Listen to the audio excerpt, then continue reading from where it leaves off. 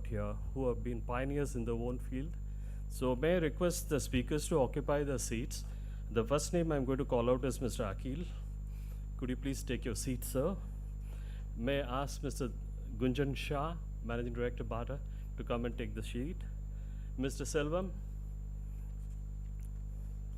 Mr. Sriram, Director, CLRI, Mr. Sunil Thaneja, Director, Fungtai, Mr. Raul Veera, CEO, Sketches, and Mr. Jim Chang, Managing Director, Shoetown Group.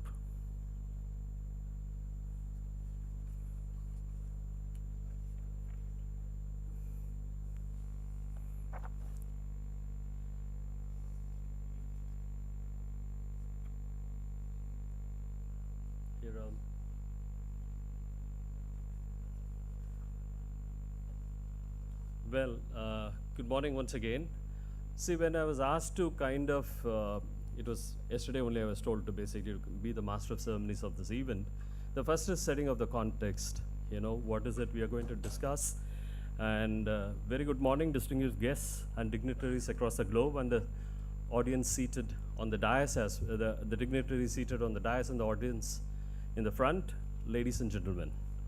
Thank you for giving me an opportunity to present this distinguished guest today on this interactive session.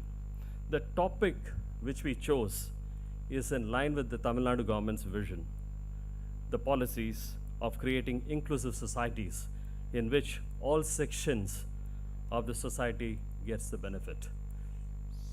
To the topic, footwear, catalyzing inclusive growth is a very relevant topic and has a huge societal impact once the industry grows. So the benefits are, number one, employment of women. We have spoken a lot in the inaugural session from the Honorable Chief Minister about the women's participation in work in Tamil Nadu.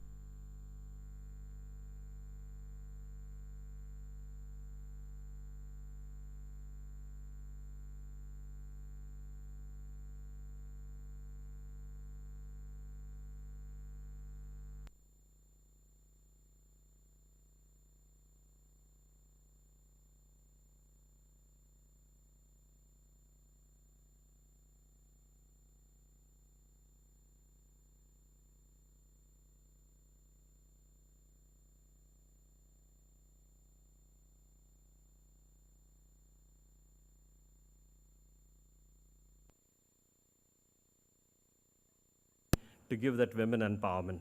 The second is opportunity to develop backward areas. You know, it's very important to develop the backward areas in our country. And there are many examples in front of us which our distinguished audience, distinguished dignitaries on the stage is going to speak about.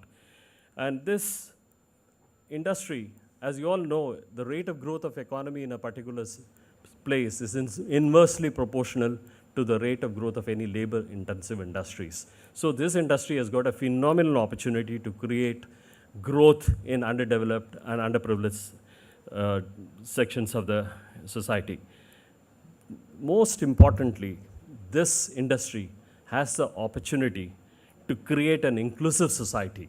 That's what is, a society is not considered as fully developed unless and until all the sections of the society grows. So this industry has got a phenomenal opportunity in creating inclusive societies in wherever we have our factories.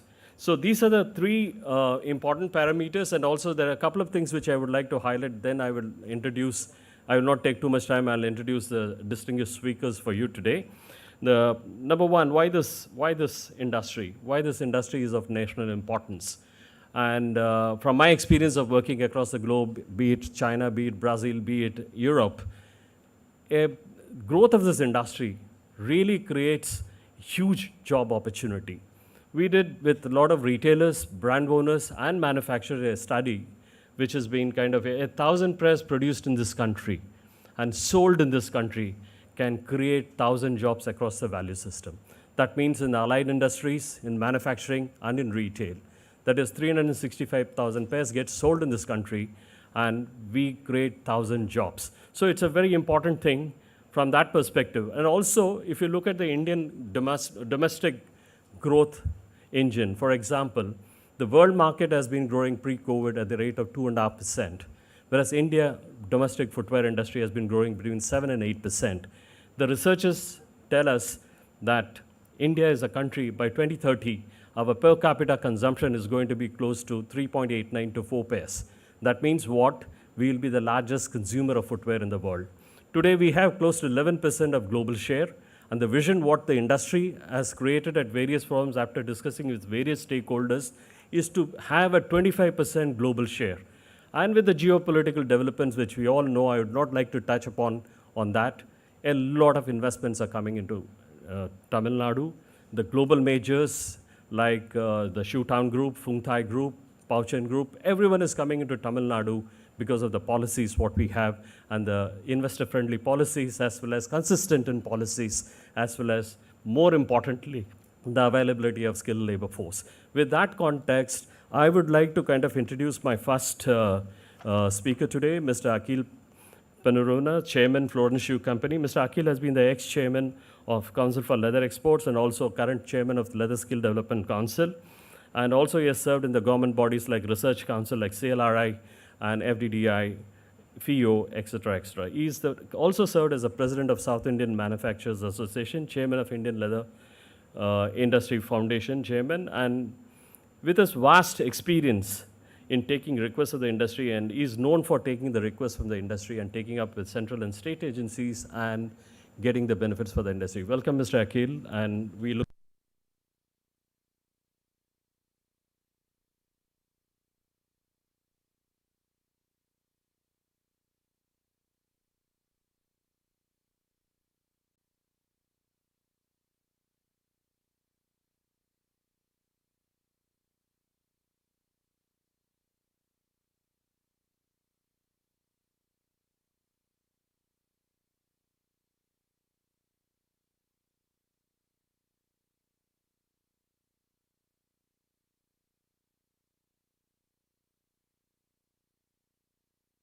infrastructure development at all India level.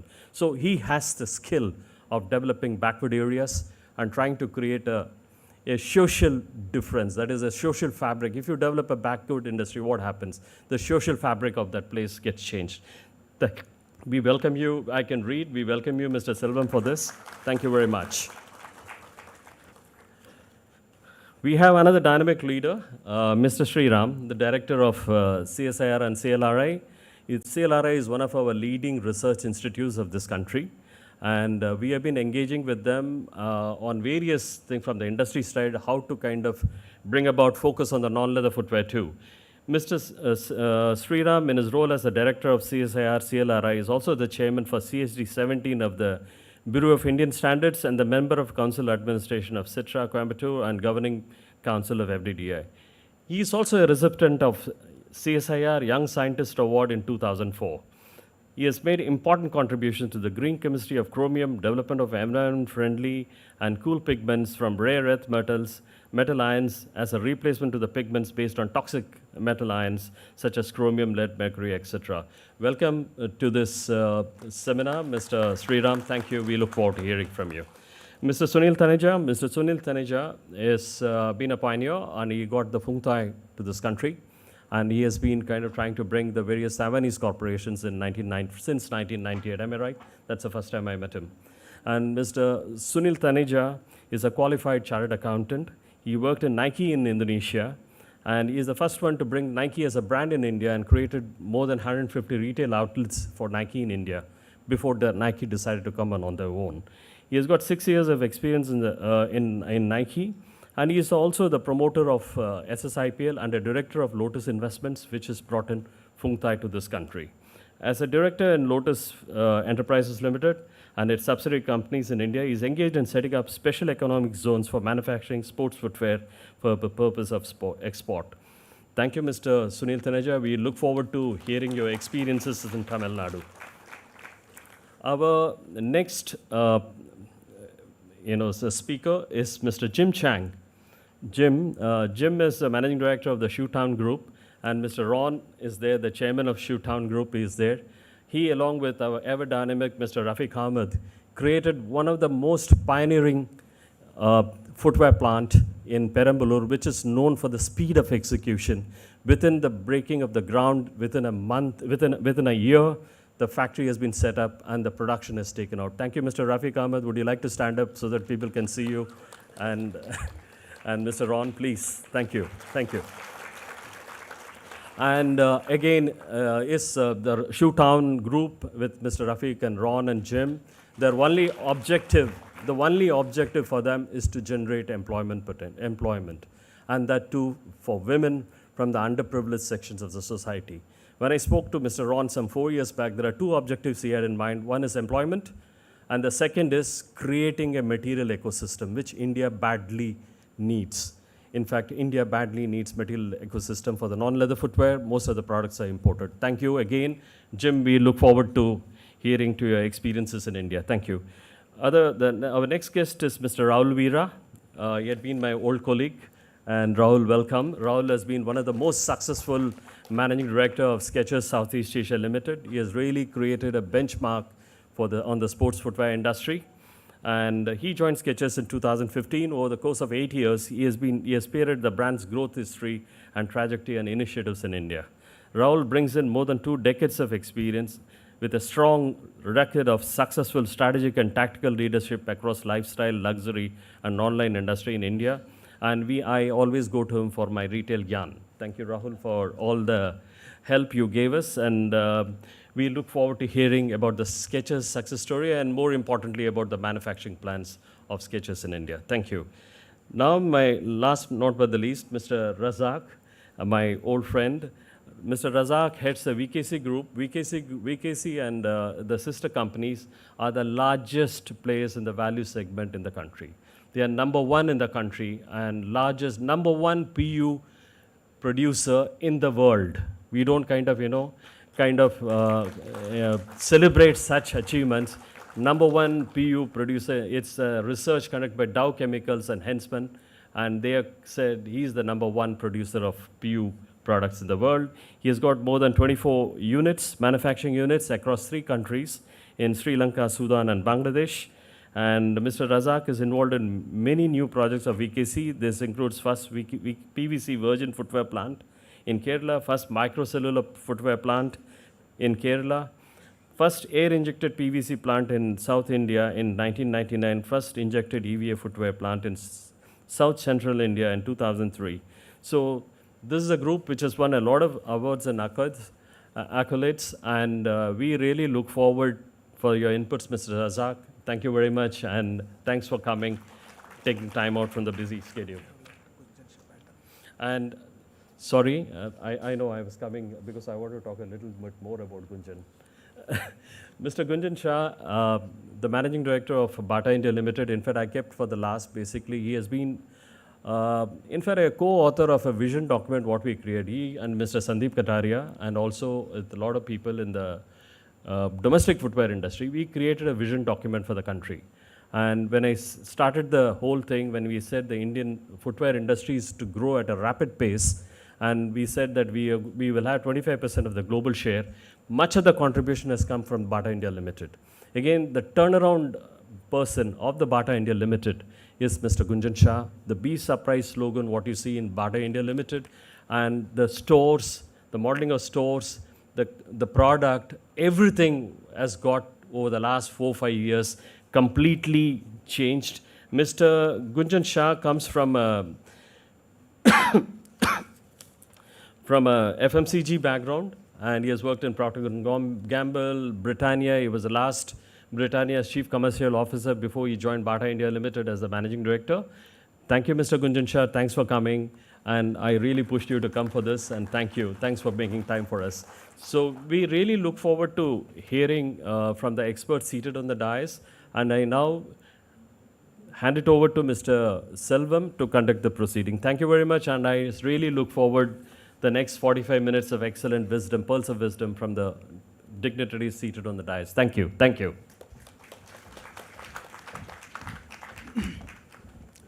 Thank you very much, Mohan. It's a wonderful context setting and also a wonderful introduction to all the panel members for today's discussion. We seek your apologies on two accounts. One is we are starting it little late, one issue, and there are equal amount of people standing on the room. We never expected this would be this very big crowd today. So we could not provide the chair for all of you. What we'll do, we'll try to finish within 30 minutes. So if you have more interest, we'll prolong. Otherwise, we can finish it off like that. We'll go like that, one issue. And second issue, to all the panel members, I'll go for 2 rounds. So the first round, we'll go for, we can take 3 minutes, and second round, we'll go for 2 minutes. Then after that, most probably we'll try to finish by 30 to 35 minutes. After that, if there are any question and answer session, we'll continue. Thank you very much for a wonderful audience or wonderful participation today. So the first, we'll talk about, this, actually why the leather sector. Anyway, each one can talk about leather sector at least 2 days together. If you give each panel speaker can talk about that one. So it's one of the most emerging sector. As you all know that already Morgan told, it creates a major socio-economic impact on the society. Wherever the industry is located, I look it other way around. I am not looking at the profit, I am not looking at the technology, all those issues. I see that how the industry, there are so many industries, they are capital intensive. They can bring 100 billion. But what would be the socio-economic impact? And what is the socio-economic impact of this industry, that leather and footwear industry? So that way I see this one of the most important basic industry for development of any country. That is what history says. So today, especially even last 2-3 days, there is a very big interview going from Mr. Akil Ahmed and also Mr. Rafiq, who is sitting there. There was an interview, I think it's Times of India. So South India is emerging one of the major destinations like Guangzhou of China, something like that for leather and footwear industry. There are reasons for that one. If you look at the last 1 year, so the amount of investment, the shifting taking place in this leather and footwear industry is amazing. In the same way, the government support, both the central government and all the state governments, they are also taking this industry in a very, very big way. And there is, now I could see there is interstate competition among many states. Every state wants to grab this industry. Please come and establish this industry in our state. That is what's happening. I think today many youngsters are there. We requested Dr. Sriram, you bring all your youngsters, they are feature of this industry. So they will, it's not only as a employee, you will be the employer of this industry. We expect you to be all entrepreneurs in future. That's why we invited all the people here. So, sir, Mr. Akil sir, so my first question goes to you. Yeah. So you are the most experienced person. He was the chairman of CLA also, Council for Leather Exports. And he is one of the facilitator to bring the major investment, driving the major investment to India and especially Tamil Nadu. So just I want to ask his proposal. What is in his mind? What is his proposal? How long it will take? And what are the employment he is going to generate for this state or India out of this industry? So also what value addition by bringing this industry? So what is the value addition he is going to bring into India? That is my that is more important aspect of this industry. So sir, you kindly put your thoughts. Then we'll discuss next question. Yes, sir. No, thank you, Mr. Selvam. Thank you, Mr. Mohan, for introducing me and to the panelists. And also, all of you have come with such a huge gathering here. We are really honored. I am personally honored. To start with, Mr. Selvam saying the Taiwanese company, I think I was just speaking to Mr. Taneja. He is the pioneer bringing the Feng Tai group in the year 2007. And he forethought at that time the importance of the foreign companies here. You asked me about our introduction of the Hong Fu Group. The Hong Fu Group is managed by its chairman, Mr. T.Y. And they start specializing on the footwear, especially on the sports footwear. And the company produces about 200 million pairs of sports shoes annually. And also it's the second largest producer in the world, which makes about 3 billion sales they have. At present, Hong Fu has got about 20 factories, I think, in Indonesia, and 20 factories in Vietnam. They're starting in Indonesia and Myanmar. And also, now the story which I want to say is that India, they just came as a visitor. And within probably 5 hours, we got the MOU signed with Honorable Chief Minister through Stalin sir. And the company will do approximately about on the first project, which will be about $125 million investment, which has been already in progress. And another $125 million will be signed tomorrow, so which adds to about $300 million, sir. And then another 200 will come subsequently. So totally about 500 million is what we are looking at. The most important, Mr. Selvam, we were also seeing today at the inaugural function, there are a lot of huge investment coming into India, but the number of employment, only the footwear industry can give this much employment. Even if you bring 16,000 crores, 15,000 crores, the employment is about 3,000 people, 4,000 people. Whereas this footwear and the non-leather segment can bring about, easily about this group will bring about 50,000 people in the next 5 to 7 years. Thank you, Mr. Selvam. Thank you very much, sir. So wonderful information. One is, there are two aspects. One is signing MOU within 5 hours. I think only in Tamil Nadu it could happen.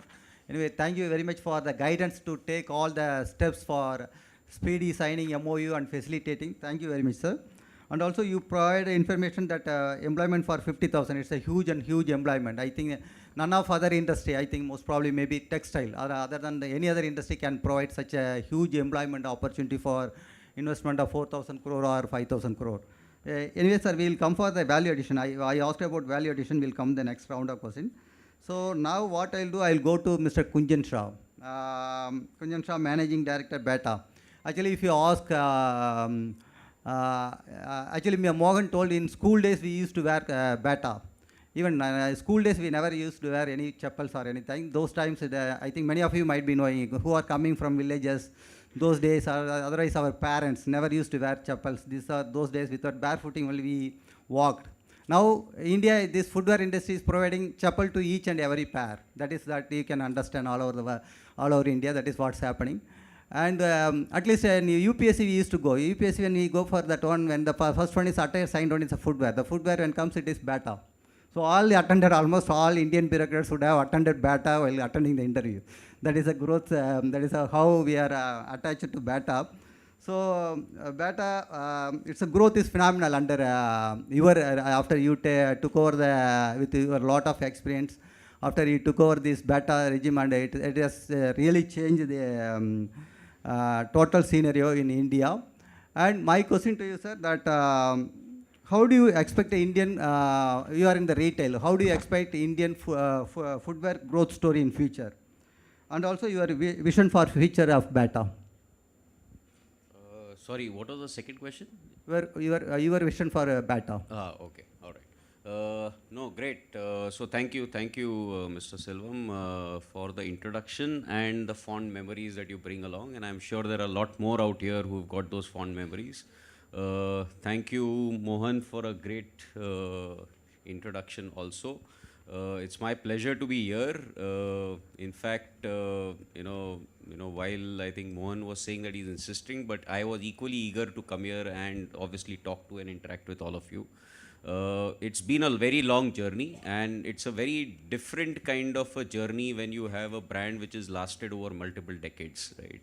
And there is something that makes a brand last for so long, right? There are so many that we hear of them, they keep coming, and many of them do not even last for a decade. This has lasted for almost 10 decades and more, right? So there is something that keeps it going, and I think that something that is there is not only an individual, it is not only me or anyone else that is there, it is something that's in the organization, and the DNA is to make sure that you stay connected to consumers.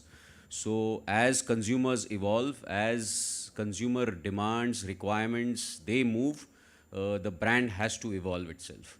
And that has been the secret. That is something that has led to its success over a period of time. And I think that is what is going to keep it relevant even in the years and the decades to come in the future. What have we done? A lot of things that we have done. I think some of them were mentioned, but making sure, right, the heart of this entire business is the product.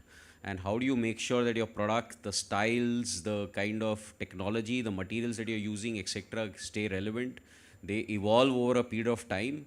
and there are continuously steps happening on it, right? I think this journey is never done. There are so many examples. There are colleagues here who are sitting here who have done amazing amount of work, and that's also inspiration for us, right? To keep evolving, because that's the only success, or that's the only way you can stay relevant and alive down the line. Besides that, we have also worked a lot in terms of trying to make sure technology as well as the store experience, etc., is completely overhauled. We have now, almost our entire store network, which is now basically expanded to close to almost 2,000 points. Almost 70 to 80% of them have been completely refreshed and renovated in the last about 3-4 years, right? So I think that's been a very large part of this entire piece. I am very optimistic of the way the industry is going to look forward to going forward, both leather as well as non-leather. And I'm also, very intrigued by the calculation that Mohan showed, that if you are selling 1,000 pairs, then you are creating 1,000 jobs. By that logic, I think we are doing roughly around about 300 to 400,000 jobs as we speak. In fact, I'm very pleased to know that, historically our manufacturing base and a lot of this entire job creation was towards the north and the east. And now south has become large while we have our own factory, but there are many partners of ours also who are expanding. And I'm looking forward to interacting with some of you all out here. So I feel very optimistic. I don't see a reason why this entire, footwear penetration that is going to increase going forward will translate to great times for all of us. So, yeah, that's my view. Thank you. Thank you, Mr. Kunjan. I'll come to the next question after next round. So next I'll go to Dr. Sriram. Sriram is director of CLRI, Central Leather Research Institute. I think CLRI, when we talk about CLRI, I don't know what comes to your mind. CLRI is a very, very pioneer institute, and we are fortunate it is located here. And it is a backbone of the Indian leather and footwear industry. I can sum up like that. So CLRI has gone its own growth story, everything. Today it is headed by Dr. Sriram. So sometime nowadays, I think CLRI needs to play the role of regulator for this industry also. Regulator of leather and footwear industry, where I can say like that. CLRI is implementing one of the major initiatives of the government, that is footwear standards. Bureau of Indian Standard, they came up with footwear standards. Actually, when we had a meeting in Government of India, actually the Honorable Minister was telling that one. So you can't keep two standards, one standard for export, another one standard for Indian consumers. The standard should be equally available for both the consumers, whether Indian consumer or foreign consumers. So that is how the initiative was taken, and it is almost finalized. Bureau of Indian Standard finalized almost all the standards. They divided into 3-4 categories, and also in the final stage, and some of the standards have already been implemented. So my question to Dr. Sriram is, how is going to sensitize the consumer to successfully implementing these standards? So that is my question. And what is your perspective on this issue? How you will be successfully implementing it? Thank you, sir. Thank you, Shalvam. The Central Leather Research Institute is in a kind of precarious situation where we are neither with the government nor with the industry, somewhere in between, to be beaten up by both the ends. So that's been a role that we have been playing for the last 75 years. And most of the people who are here, I think a large number of them are our alumnus as well, so they know what we are going through. Let me slightly change the word implementer of the quality control orders. Let me rather put it as a facilitator for both the government and the industry to ensure about this quality control orders that has been spoken about. Mr. Shah just spoke about staying connected with the consumer. And I think the first and paramount aspect is, if your product is not of a quality that the consumer expects, you never would sustain in the market. So that is where the whole crux of the matter comes. And what the role at the present moment that we are playing is on two ends. One, we sit with the Bureau of Indian Standards, we are a part of the Bureau of Indian Standards, and take your views, the industry's views, to ensure that the standards are in such a way that it is implementable. That's the first part. I think we should forget what the days that we started off. It has come a long way. By now it has become much more friendlier. And second thing is that we would like to work with every single industry to facilitate you to get to those standards. If you go back and look at it through the history of Indian leather industry and footwear industry, we have had scenarios wherein we had to put a full stop, but play the role of a regulator and ensure the country goes forward. Today, if we are all sitting here and praising the success of leather and footwear industry, that's because of a 1973 order which again CLRA facilitated the ban on raw hides and skins. So if that had not come up in 73, we would not have talked about finished leather or leather products or even non-leather footwear in this country. So this is where we are. And what we proposed being that we have been working with the industry as well as the consumers, taking it everywhere, that it is a standard which is implementable. It's a standard which would allow us to tell our consumers that you can buy Indian footwear or what is manufactured within our country with a lot of love and affection, and most importantly, it would meet the price demands that you are talking about. I think that answers my first part of the question. Yeah, thank you very much, Dr. Sriram. Next, I move on to Mr. Rahul Veera. I think Skechers, you would have heard the brand. So it is getting highly popularized. Actually, on the day last year, there was another executive forum discussion. On the day, another one, Mr. Rafiq Ahmad was there. He is Farida Group chairman. Actually, he became a brand ambassador suddenly. So he spoke very high about, not to say high about Skechers. He was sharing his experience, how he went to a showroom, how he was motivated to buy Skechers, something like that. So I think the entire credit goes to Mr. Rahul Veera. Actually, especially there is a path-breaking journey in Skechers throughout India. Not only that one, now they are going for manufacturing in India itself. So that way, apart from that, after wearing Skechers, what he told that our former chairman, he told, he started to walk extra 2 kilometers every day. So that is how he was making it. So just I want to hear from you, sir. That is, what is the growth perspective for domestic footwear industry in India? And also, the current per capita consumption in India is 1.9 pairs. So if you take global average is 3 pairs per year, and USA it is 7 pairs, and Europe it is also 7-8 pairs, and Japan and China 3 pairs. So our consumption is 1.9. So our target, our estimate is by 2030 we want to consume 4 pairs per capita consumption. Another 7 years, that consumption will increase. That is our estimate says. So I ask Mr. Rahul Veera, what is your growth prospects in domestic industry, and what do you think about this switching from 1.9 to 4 pairs per year? Thank you. Hi everyone. You asked me what is the growth potential, right? I'll give a very simple answer. Growth is something how much and what we can dream of, right? So if all of us sitting over here in this room can dream of much larger, and our honorable industry minister from the center, Mr. Piyush Goyal, also said, dream big. So I think from a perspective of how much the local industry or the domestic industry can grow, I think the potential is huge, number one. Now, whether we quantify that from a perspective that, okay, it is right now 1.9 pairs going up to 4 pairs, 7 pairs, those are mathematical calculation that we will say that, okay, 1.4 billion population, if the country is growing at 6.6% or 6.5%, the per capita income of the consumer is going to go up. So when you put all of that together, it is going to look very large, number one. Number two, apart from domestic, there is also the opportunity for the ecosystem to build the export piece. So all in all, when you add all of this, I think it's time for a country like ours to dream really big on the footwear side. And there shouldn't be any reason why we shouldn't be looking at building a large ecosystem out of India. Okay, thank you.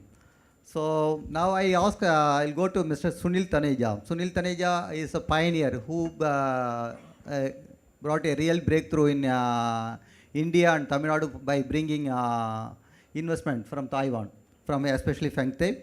So just I would like to, actually then already 2 units are under operational. So one in Cheyaru, another one Bargur, and third unit I think tomorrow they are going to commission tomorrow. Just I would like to know your journey in Tamil Nadu, sir. How you started, or you just kindly share your experience for the new investors also. Thank you, sir. Thank you very much for giving me this opportunity. But sir, Mr. Selvam, before I take my allotted time, I need to talk about a minute for our friend Dr. Mohan, who's sitting here. I think we should have given him an introduction. So I know Mr. Mohan since last, I don't know, 40 years, 30 years, I don't know how old is he, but yeah, long time. His association in the footwear industry, starting from a factory in Ambur, the one in that you, Ontario.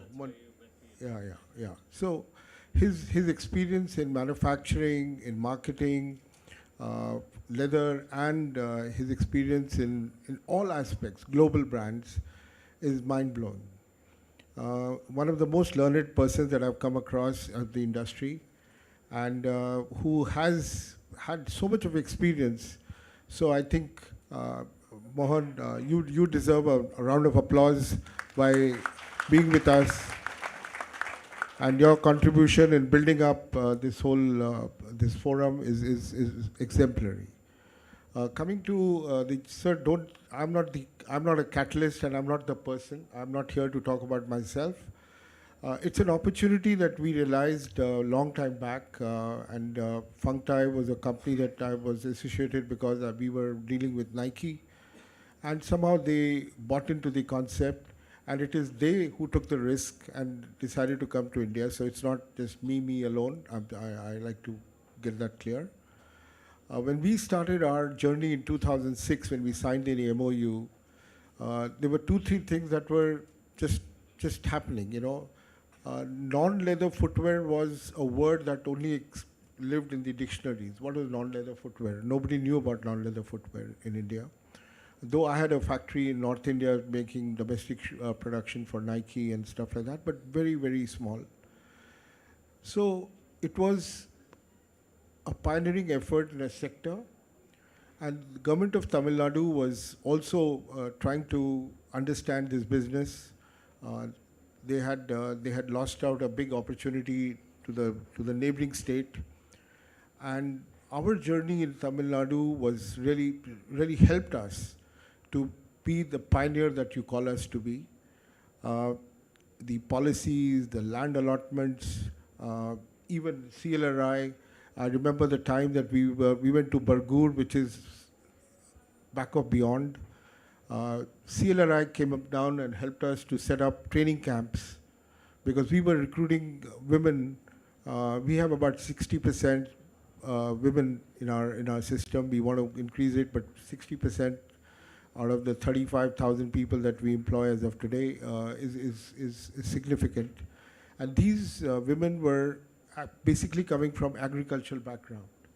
And to produce world quality shoes from day one, we needed a lot of training, and CLRI helped us.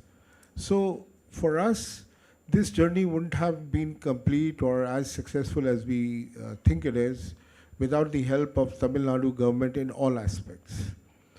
I personally think it's very nice that Mr. Akil, who's been here for 8 generations, I know, have decided to enter into the venture of non-leather footwear, and they can really understand that this opportunity is huge.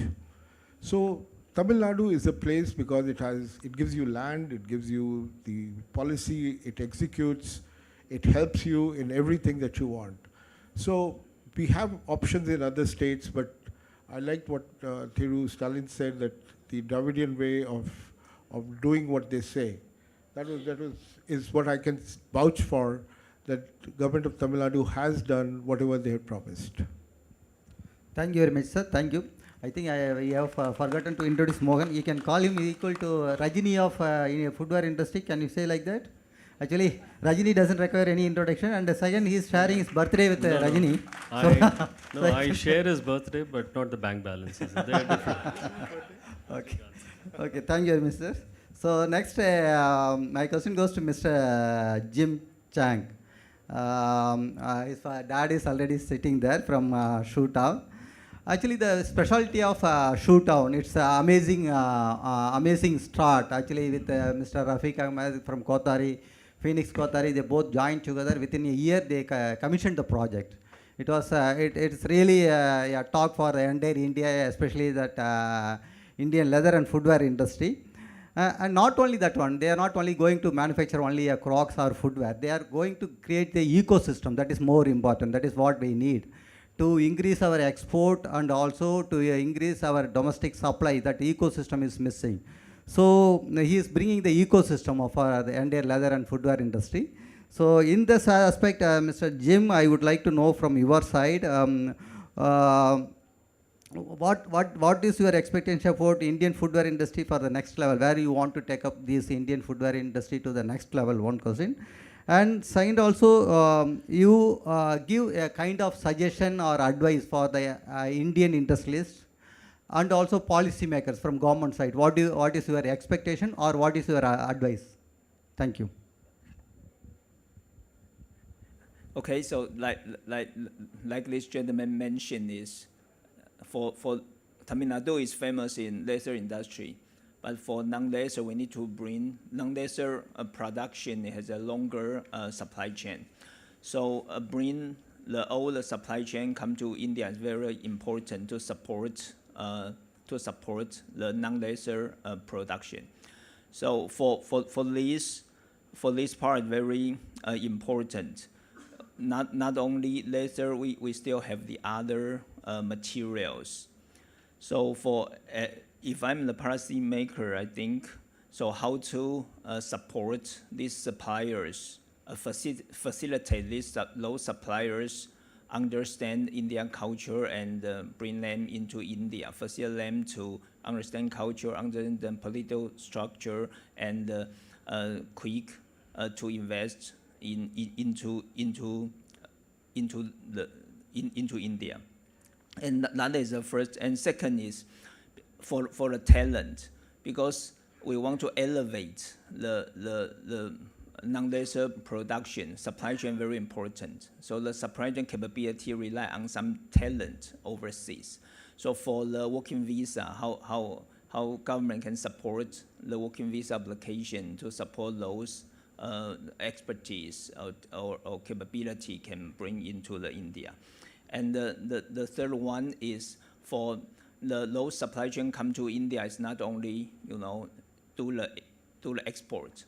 We are also looking for the domestic sales. So for how to set up the factory with the domestic sales license and also export license, and for the custom convenience. So those are, I do believe the overseas investor doesn't understand very well. So how for the policy, how to facilitate quick locate into the India, and how to get the working visa. And third one is how the custom can support to make the domestic or export sales more convenient. So that is my thoughts. Thank you.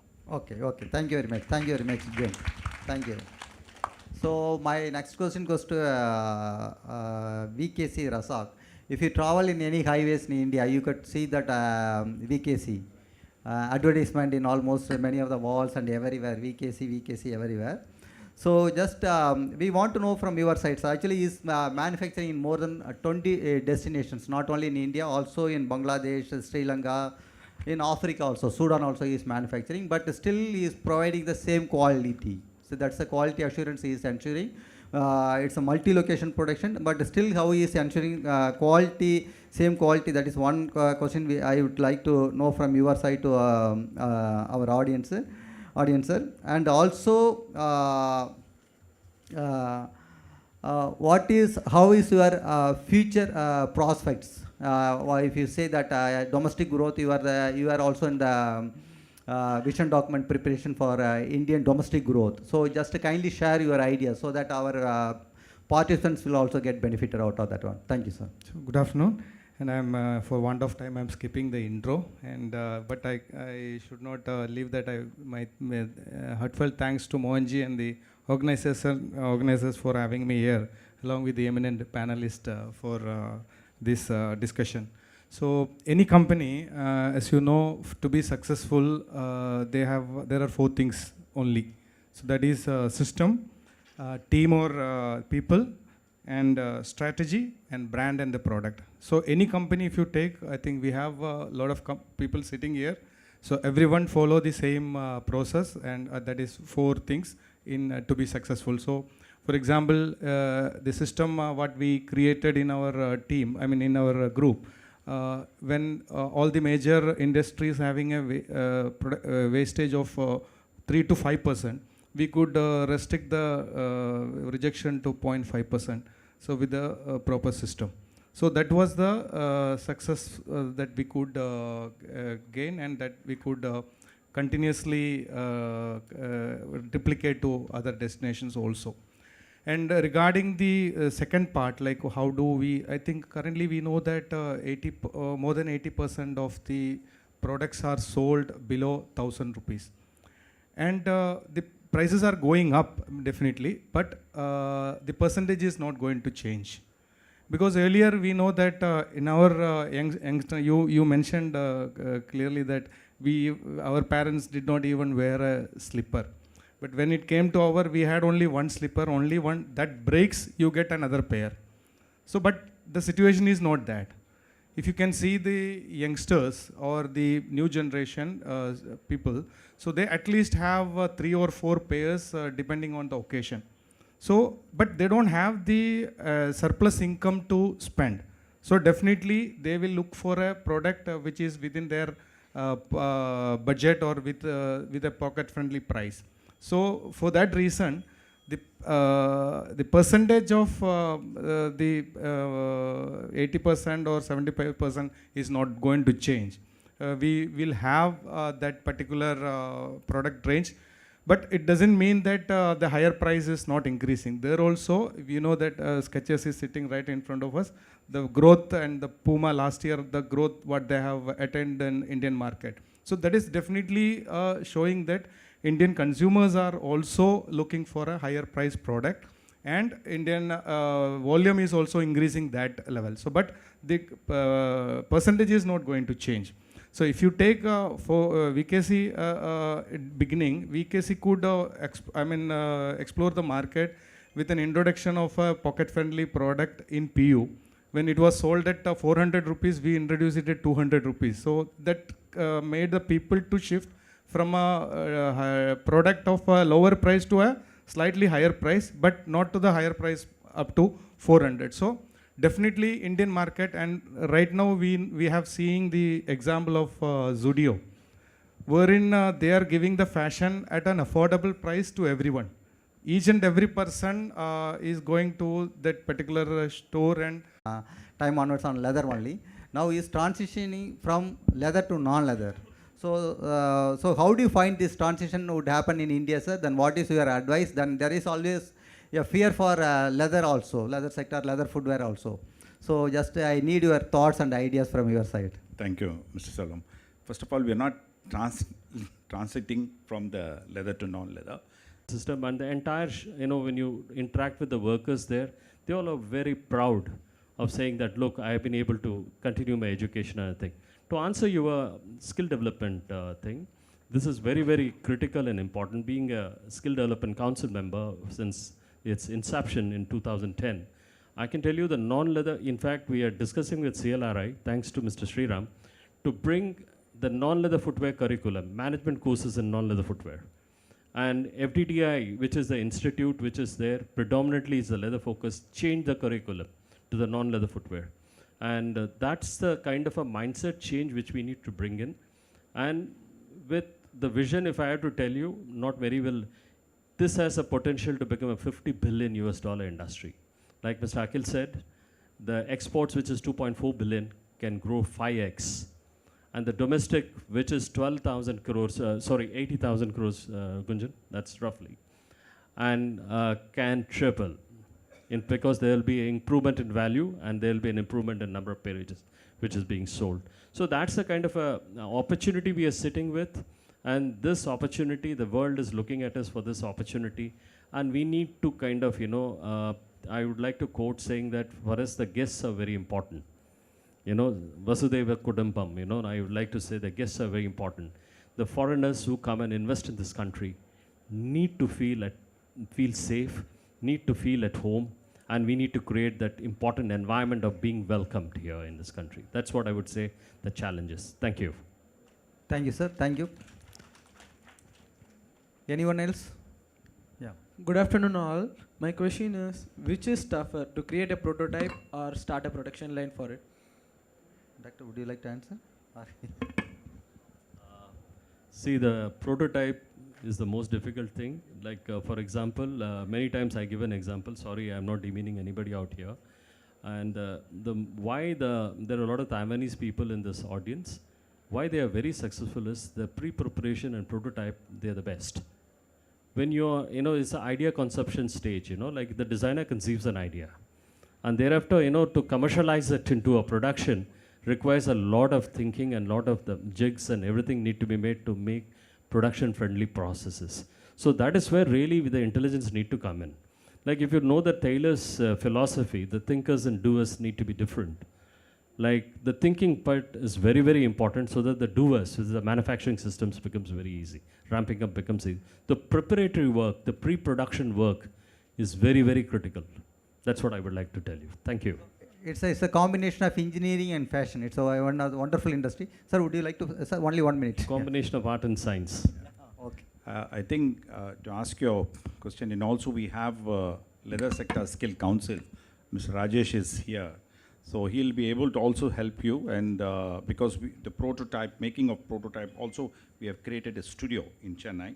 So also online courses are there. So it's really good for the youngsters to learn and come into this trade. So he's also helping in addition to CLRI and FDDA, and Mr. Murli is also here, CFTI.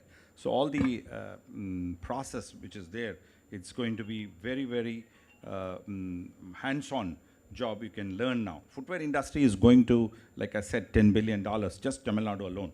So everyone has got a huge opportunity. One quick question, last one, can I? Yeah, only one question. Yeah, thank you. Just I would like some advice from the panel here in terms how the supply chain, of the Indian supply chain can become part of this growth cycle which we are seeing in India, which is investment coming in. We talk about supply chain, and Mr. Jim said we will bring in the ecosystem from there. But how do we integrate this with the local supply chain so that we also become part of this journey?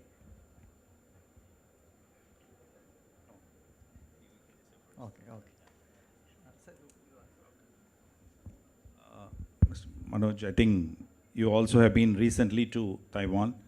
I think it was good that Council for Leather Export under the leadership of Mr. Selvam is arranging a lot of visits to abroad.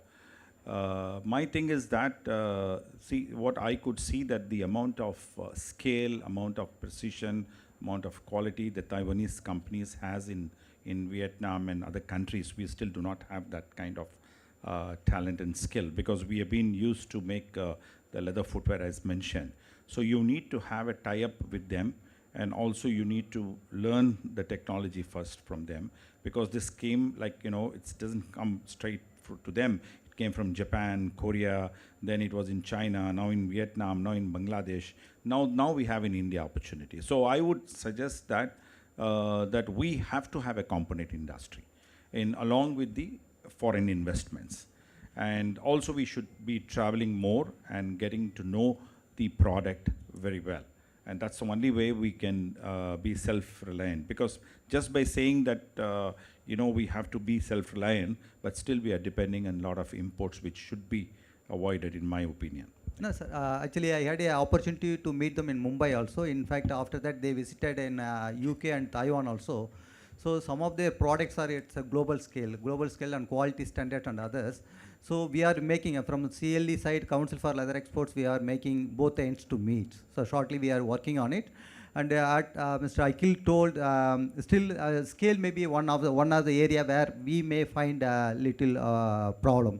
So we need to meet out their quality standards. Of course, quality standards are there, I had seen, but only scaling up. That may be my internal thinking.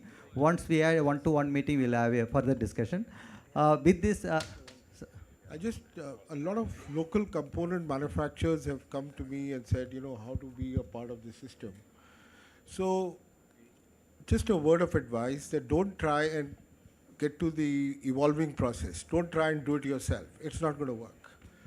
The technology is way, way higher than what our capabilities are. I'm being blunt about it. So it's better to go up and do a technical tie-up, equity tie-up, and upgrade yourself. That's the only way you can upgrade this. Otherwise, you'll miss the boat. So can I just add one thing, like here? So I would like to suggest like we move from ambassador era to Maruti era. In simple words. okay, thank you. So with this, we conclude today's discussion on leather and footwear sector and catalyzing inclusive growth. Actually, it is inclusivity. It comes from not only from the gender parity and also comes from the sector parity also. Medium, micro, small, major enterprises. That way, it is one of the important sector. In all aspects, it is inclusive growth and it is integrating rural-urban area. It is inclusive of the gender parity and also inclusive of all across sectors. With this, we conclude today's sessions and we ask Mr. Mohan to conclude that one. Thank you very much. Thank you.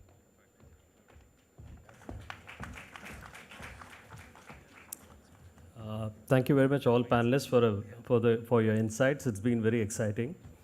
Thank you.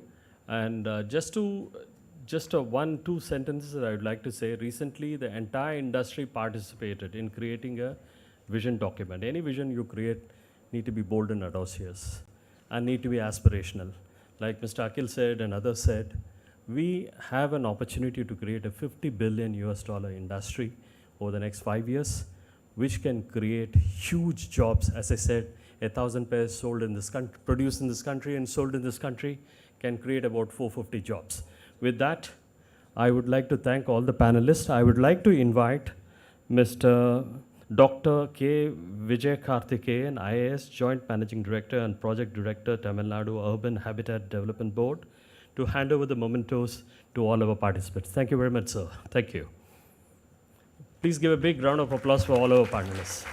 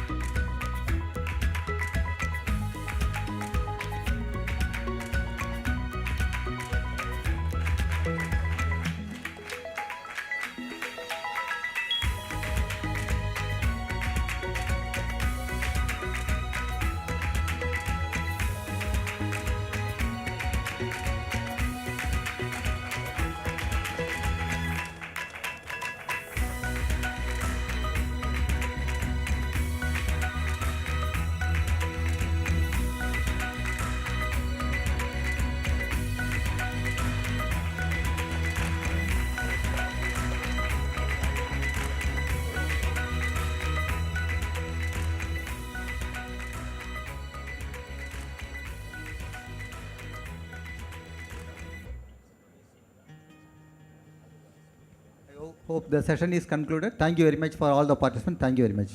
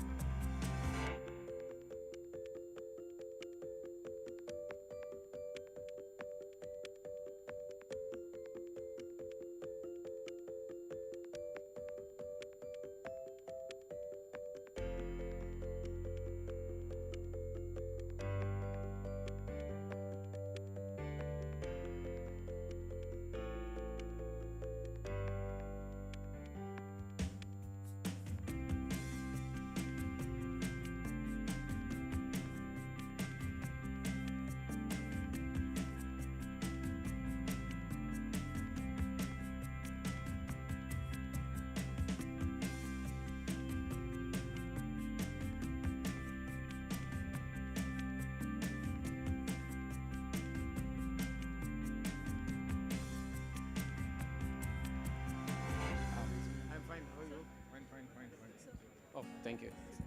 And we have the seating for the speakers in the first 2 rows, so they can occupy along with the special dignitaries. Okay. If there's any issue, please let me know. I'll clear the seats for Okay, you. thank you. Good afternoon, friends. One request from the previous discussion. People who are interacting with the speakers and people who were part of the previous session, if you could kindly consider stepping out of the room and continue a discussion, that will be helpful. Our next session is supposed to start at 2. All our speakers are already here. So our humble request is if you could consider moving out, it will help us to start the session on time. Friends, the first 2 rows here are reserved for special invitees and dignitaries. And if there are any concerns, challenges, please let us know. We should start the session in pretty soon. Request the help of the previous session speakers and participants. Thank you.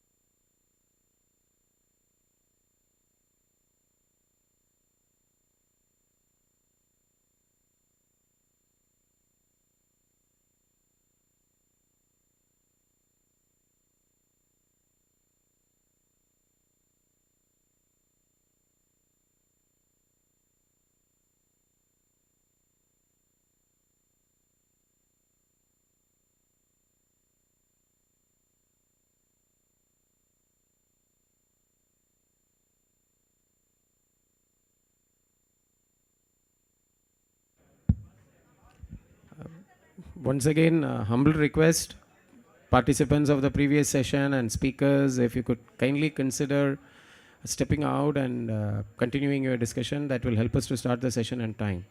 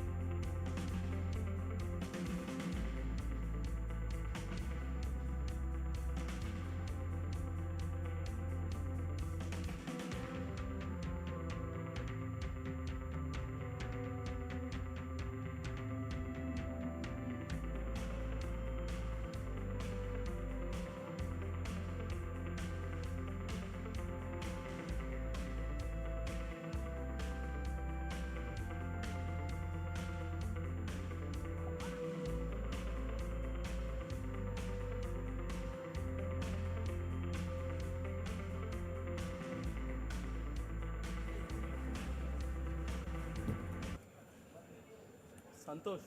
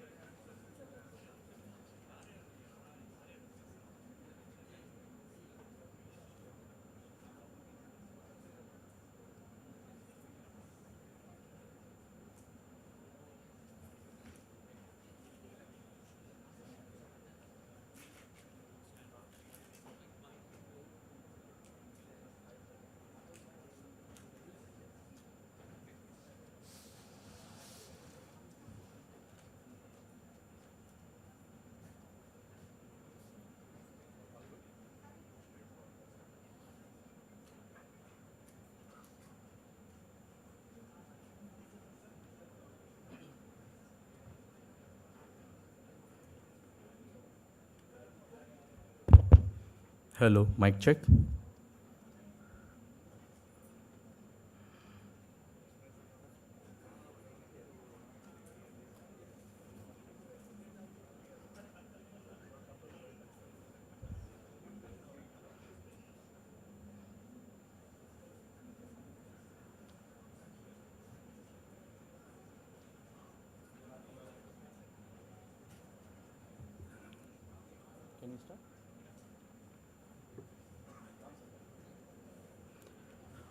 Ladies and gentlemen, very good afternoon. Welcome to Unlocking the Potentials of Aerospace and Defence Sector through Dedicated Corridor.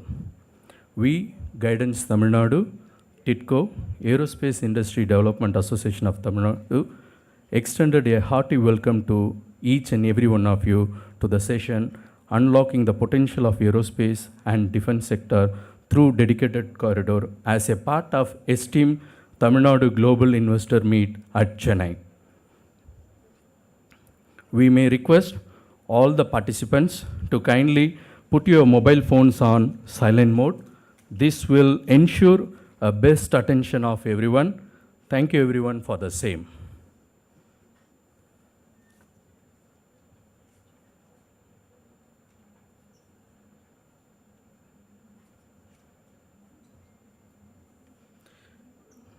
In the company of such distinguished individuals, we are truly honored to have a lineup of exceptional speakers with us today. First session of agenda, we have a fireside chat with the two greatest scientists of India to discuss on the theme. I am honored to introduce them. First, Dr. S. Christopher, former Secretary, Department of Defense R&D and former Chairman of DRDO, now present Chairman of AIDT and Professor of IIT Madras. He was the Program Director and Chief Architect of the prestigious Airborne Early Warning System, and also it placed in India in the league of 4 nations in the world. During his tenure, he ensured induction of India's first fighter aircraft, Tejas, Indian AWACS program known as Netra, our first nuclear submarine, Harkant, Akash missile system, and Vasundhara of our first rapport systems into systems. Ladies and gentlemen, let's welcome Dr. Christopher on dais, please. And he will be our moderator for the entire session. Sir, I may request you to set the theme of the day. Thank you.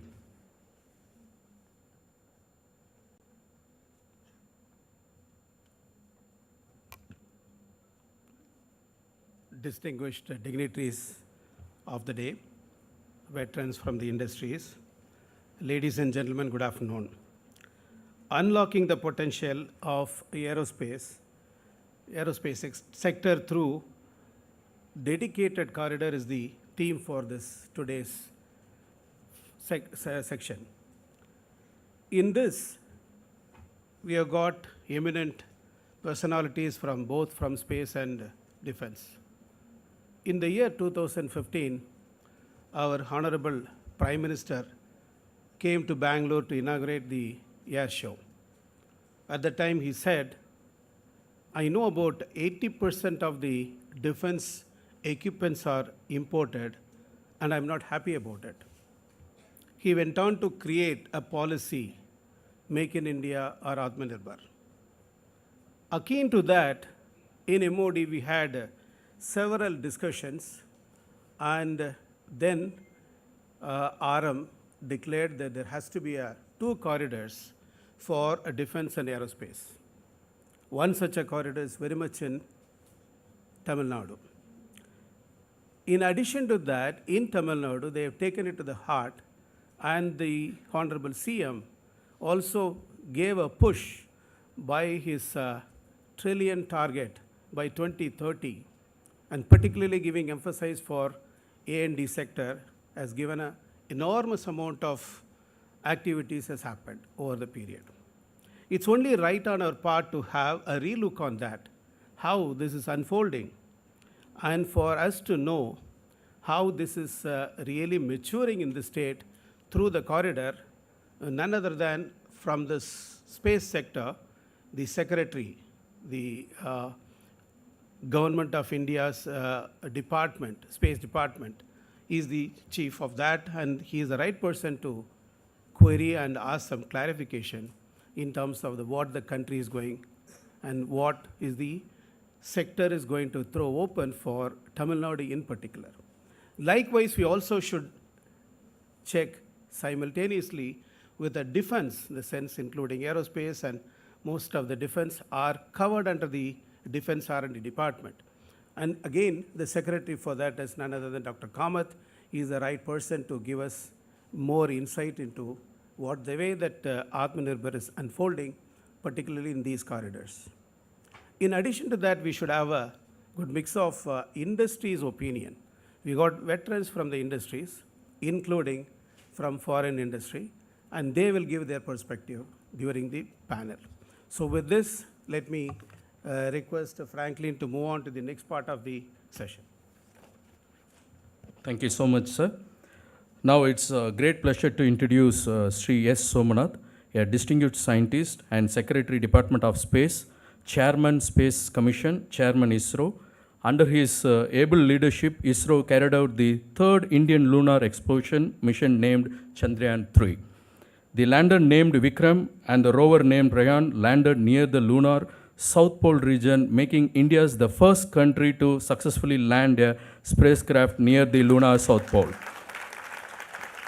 and the fourth country to demonstrate soft landing on the moon. He is an expert in the area of system engineering of launch vehicles, and now he is also spearheading the upcoming Gaganyaan mission and the development of small satellite launch vehicle systems. Let's welcome Sri Somanath on dais, please.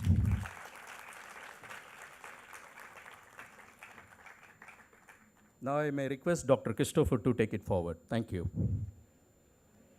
Thank you, Franklin. About 6 years back, we had a program to go to Russia for scientific exploration between major departments of government of India and Russia. 3 secretaries were selected, and I was supposed to coordinate with both DOS as well as Department of Space and with the Department of Atomic Energy. When Department of Atomic Energy was able to come, then Secretary Kiran Kumar called me and then said he will send a more apt person because he is held up with some other activity.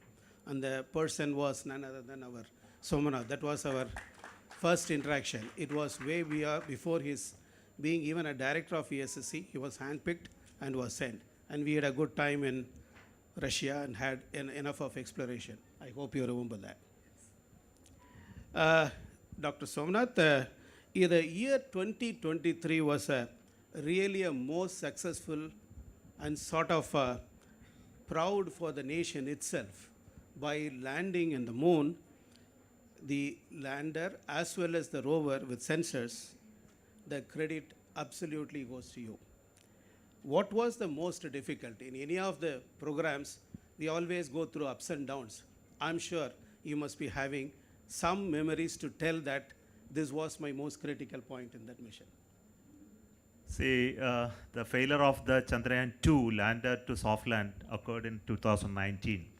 It's 4 years since that event that we were making this successful landing. So you can understand, after a failure of whatever nature, to come back to success is an arduous task. The first and foremost challenge is to understand what went wrong. Unfortunately, we couldn't collect the debris back from moon, but you have to reconstruct it in ground to understand what went wrong.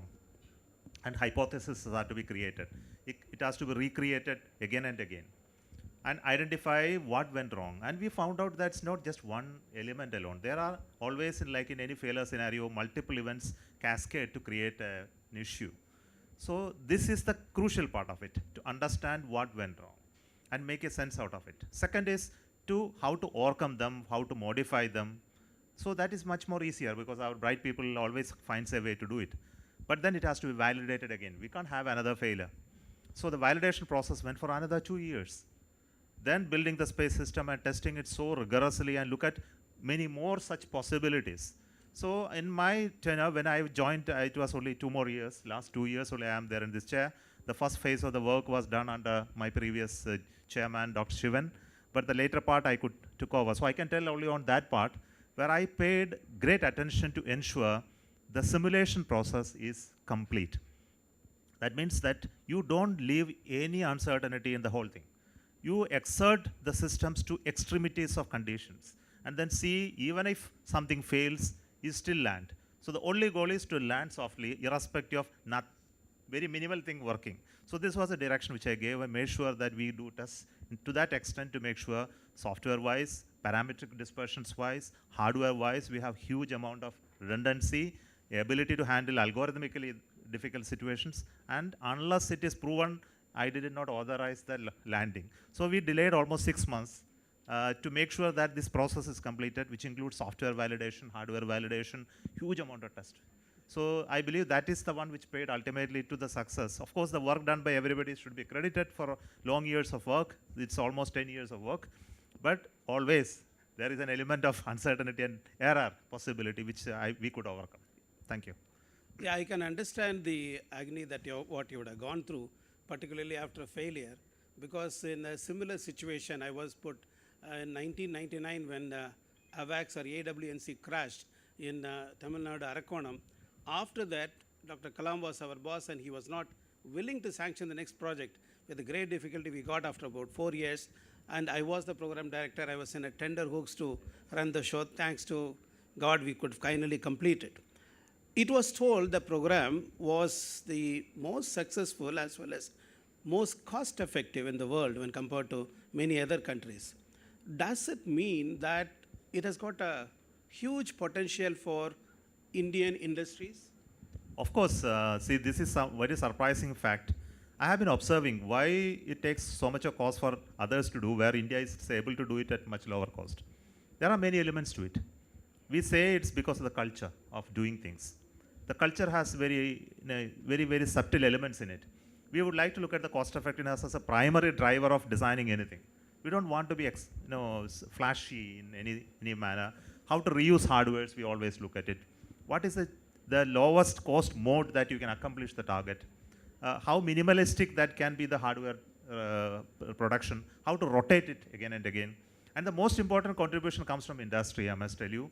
Today, the aerospace industry, defense industry are not driven by profit motives. Maybe to the fact that they are actually engaging in it because of the passion and for the skilling upgradation, which actually makes the manufacturing today low cost effective compared to many other places. So ultimately, we end up with a product which is reasonably cost effective. And because of the nature of doing things internally, we are able to do much of the work within ourselves, costing much lesser. For example, the entire software development was done in-house. The entire instruments and payloads were done in-house. There was no outsourcing. Maybe you will think that outsourcing is not a bad thing, I am telling from that point of view. To drive the cost lower, it has helped. So various elements help to keep it at lower cost. Of course, it cannot be continued forever. We will have to look at it in a long term, how you really manage cost and time much better manner. Yeah, in that connection, what is your advice to our industries? Because when we say we did it with a passion, maybe for our country, it cannot be a business. So what will be your advice to the industry? The issue in space sector today is a volume. Unless you have volume and sales and the business that comes out of it, it will not be sustainable. Fortunately, in defense, the numbers are higher, but in space, numbers are lower. So it actually makes the high-end work, especially rocket building, satellite building, not very profitable at this moment. The turnover, the investment happens for almost 6-7 years, sometimes up to 10 years. And to bring a product out of it takes long time. And the gestation period is longer.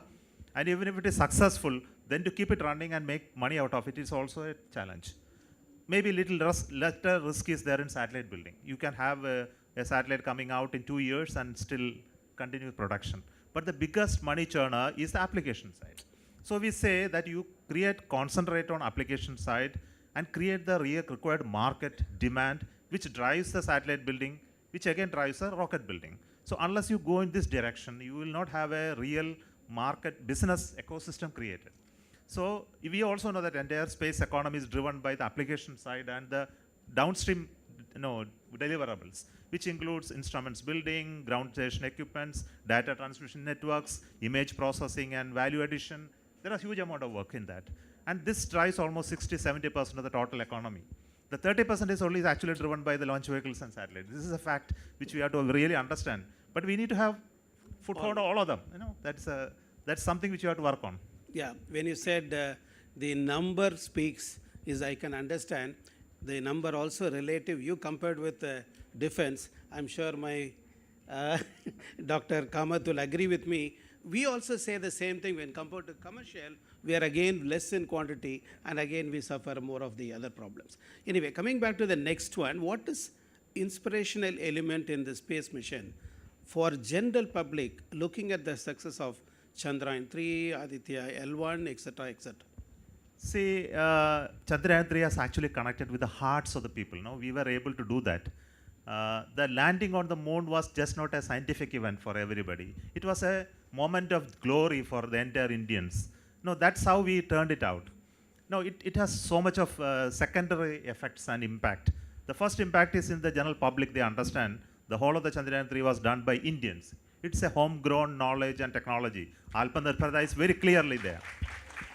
Second element is, it is a high-end scientific accomplishment. We are the fourth in the whole world to land on the moon and the very first to land on the South Pole. It's not a small accomplishment. And these two created such a sort of an emotional exuberance in the mind of youngsters, children, people who want to study science and engineering and technology. And we were able to showcase the whole of this accomplishment to the entire country, driven by our Honorable Prime Minister's directives to make sure this success must go to everybody. And this has really created the impact in the way, whenever I travel around the country and then meet youngsters, everybody wants to become an astrophysicist, they want to join ISRO, they want to work in space, they want to study engineering. I can tell you an example. Even those vacant seats which are not getting filled in engineering colleges are now getting filled after Chandrayaan 3. There is a demand for core engineering courses better than last year. So it shows the impact that it has created. And this is a motivational factor. How a great scientific accomplishment appropriately put in front of the public can create a big impact in minds of people. I can appreciate that. I understand. I was in one of the meeting in Maharashtra. There the Minister Statistics gave 35% of the engineering college seats are vacant. Now when you said we should take it on our stride that this is our duty to ensure some amount of passion and importance is given so people will take up engineering. I know that ISRO was planning for launch of crew of 2 to 3 Indian astronauts into low orbit area and then keep them safely for about 3-4 days, at least 3 days, I think, before you bringing them back safely. How the program is progressing? The program supposed to be completed this year, but unfortunately, you know that when we started this program, we had the COVID and many other disruptions happened. But now it's on track. 2024 is going to be the year for Gaganyaan, as we have already declared, in terms of preparedness. And we will do the unmanned missions this year, followed by all the test flights to demonstrate crew aboard capability. The crew module is under development. It is still not completed. There is a major work of environmental control and life support system which is yet to be completed. So all of them are now on track with the help of so many institutions in this country, including DRDO and many other national laboratories. We are working on it. The recent test flight TVD1, the test vehicle 1, was supported by ADRD's parachute systems and so many people, the medical fraternity, the food industry, so many of them are helping us. So we are hoping this year we will be able to do this work. Next year we will have to achieve the manned mission by the end of 2025. This is our target. If everything goes well, with 100% confidence only we will go. I think this is one assurance. Our labs in terms of ADRD, in terms of parachutes and our DFRL lab in terms of food for the man in the mission. So likewise, I'm sure you will be exploiting or using many industries in the country. What do you think? Because the space quality is always even one grade even better than or more than the military grade what we used to use. So how do you find the industries coping up with the need? Is it better or is it has to learn a lot? No, it has been a journey throughout. I think all the industry who have been associated with space, maybe defense also, which I do not know very well, have greatly benefited by the association. in terms of upskilling there, in terms of the quality, the processes, world-class products generation, etc. I think this has been a journey in the last so many years. Now we have demanded yet another level. For human rating, we have introduced a new approach called the human rating certification process, which includes process intensification, higher levels of verification, higher levels of control from manufacturer side, from designer side, and everybody testing. I think this journey has been going through for aircraft industry very well in this country, but it has never been put into rocket industry, which is a new thing. So we are now grappling with the challenge of doing certification. Semilac has been doing it for defense, Air Force, but for us, there is nobody else. So we have created our own mechanism how to do it ourselves. Ultimately, when a human being flies on it, somebody should certify it. I think that it has required confidence to have the flight. But it's going to be different than the aircraft, I must tell you. The aircraft, the unknown fellow is sitting in there, but here is a known fellow who knows the risk of it is sitting there. So there is a difference between these two, and he is competent enough to handle a critical situation, whereas a typical person flying in a commercial airliner is not prepared to handle it. So there is a big difference between human rating rocket and human rating an aircraft. But that challenges is something that we are managing now. We are hopeful that we will be able to do the proper certification and make the industry understand the demand that we have today. I think many of the top industry who are helping us, I must tell you, the HAL, the Larsen & Toubro, the Godrej, and then there are many others, Lakshmi Machine Tools, who are all here.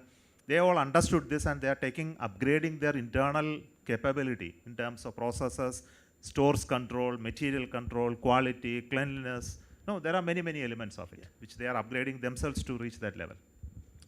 When you said about the quality and then we have to create our own standard, I can understand that.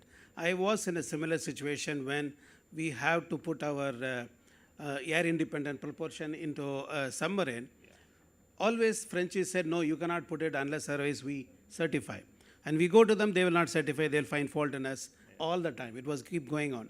So finally, I met Kakotkar, who was a secretary then, Secretary of Atomic Energy, and then we formed a team with ISRO, DRDO, and Atomic Energy, and he said, India within these three agencies, if you cannot find a solution, nobody else can find. So let us go ahead. So I'm sure we have to take it sometime on our stride and go along. With the Atmanirbhar in vogue, and many Indian industries are helping in our missions nowadays, what do you think is a share of space for the Indian industries? See, the scale of activity in terms of economics, it has not been large, I must admit, in terms of the overall turnover of the business, when you look at it. Our goal is that it has to be increased to almost 10 times in the coming few years. If it has to happen, many things have to happen. It has all the time a closed economy, closed door activity, spearheaded by ISRO. And industries continue to remain as suppliers of components or sub-assemblies, never upgraded themselves beyond a point to reach the system integrators, system designers, other than for some ground equipments and systems. This is the major change we want to make here. But unfortunately, the situation is quite different than what you see in US. The US, the industries have been creator of those knowledge, whereas in India, industries has not been the creator of the knowledge to start with. They were manufacturers. But then now we have to upskill them to enable them, handhold them to handle it. That is precisely what we are trying to do, to hand over the technologies that we have today with the form of satellites, rockets, hand it over to the industries, take them responsible for it, manufacture it, operate it, launch it, make business out of it. It's very easily said and done, but it's a huge task because it involves skilling, it involves knowledge transfer over a period of time. But we have to handle it.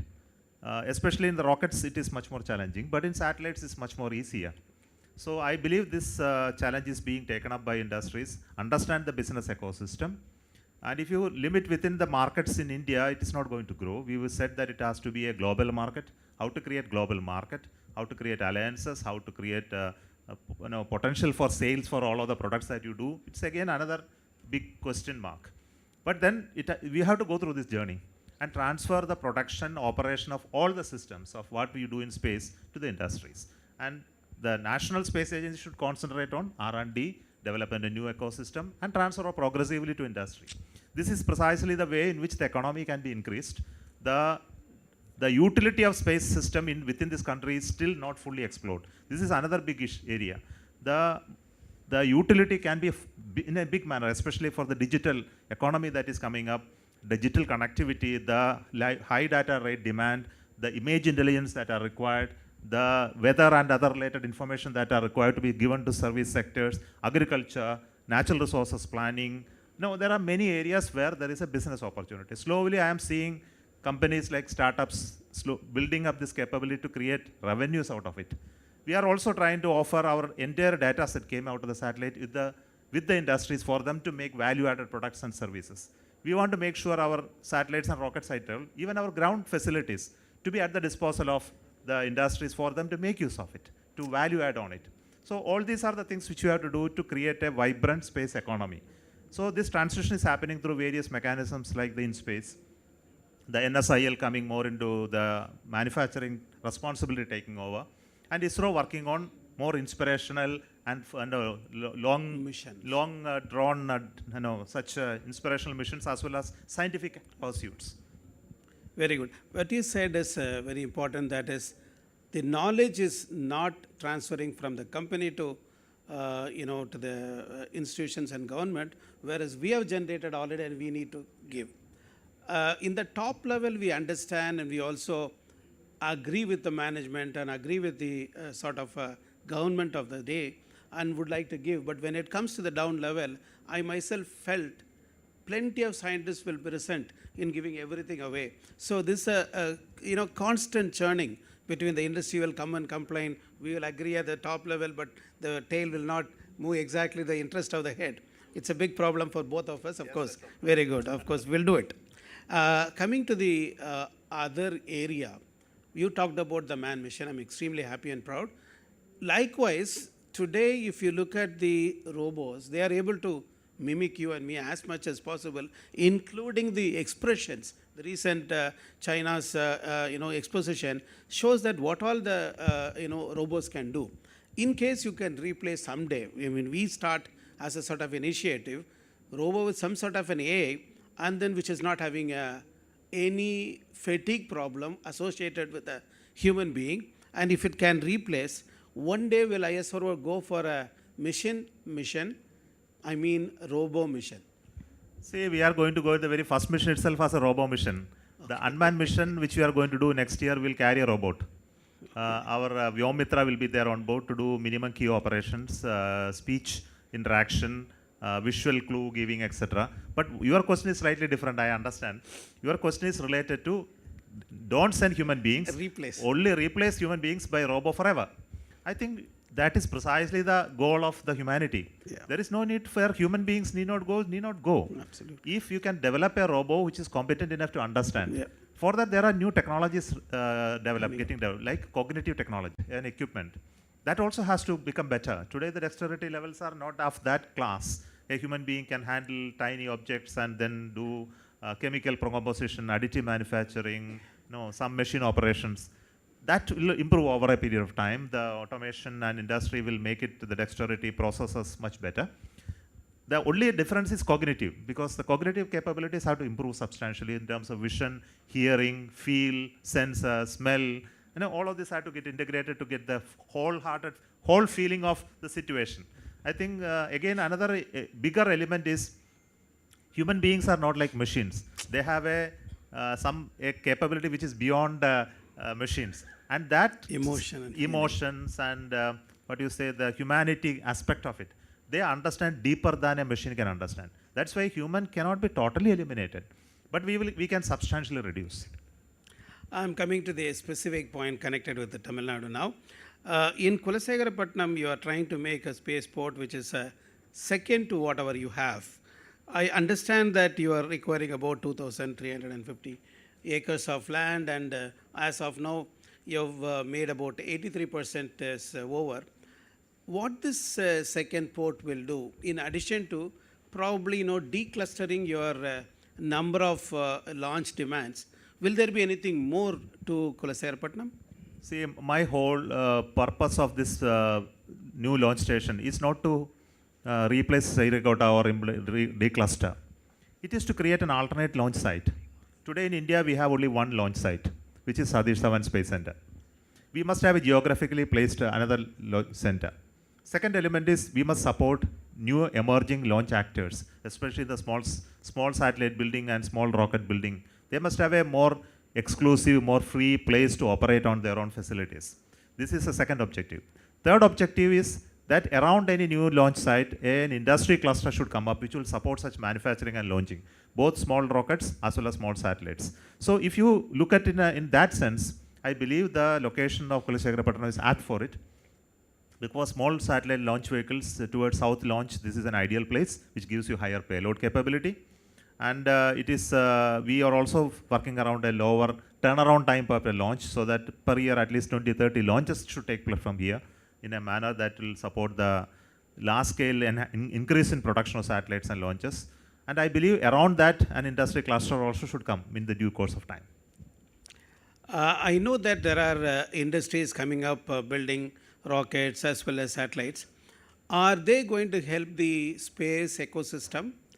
What is your advice? Should they have to focus more on rocket building, satellite building? Because you said only 30% is these two activity probably, or mostly on the data analytics, which is the beneficial to humankind as well as beneficial to the industries. See, ultimately I must tell you, rockets are launched for putting satellites. Satellites are meant for some applications. And if applications don't deliver the product, none of these are useful. So the primary use of any space mission is applications. It's not launching by itself. So we must focus on applications, and unless applications and its benefits accrue and create value, there will be no drivers for the higher end. So let us understand it very, very well. For example, if you look at I'll tell you the communication revolution, the mobile phones. You understood, we lived in an age where we are importing and living with that. Now we understand we can't. We must create it here. And it has to not only create the mobile phones, but the downstream tower networks, the transmission equipments, the network elements, the hardwares, all of this should come. And the money is there, not in mobile phones alone. So if you really understand the economy of this, you will understand that much of the money is in the applications and delivery of applications ultimately to the user. You focus there, then everything else will drive. We will get the better rocket, we will get a better satellite built only then. Otherwise, it will continue to remain as a very less number production. The demand in the market is something that has to increase. And we have to create it by a conscious action. Commercial aircraft or a civil aircraft industry, they started using the commercial components. They don't even go for an aerospace component. But then in the case of satellite, I know that this is the highest class, but I find most of the industries wherever I visited, some of the startups, they don't seem to be having that conscious feeling of the quality or whatever it is.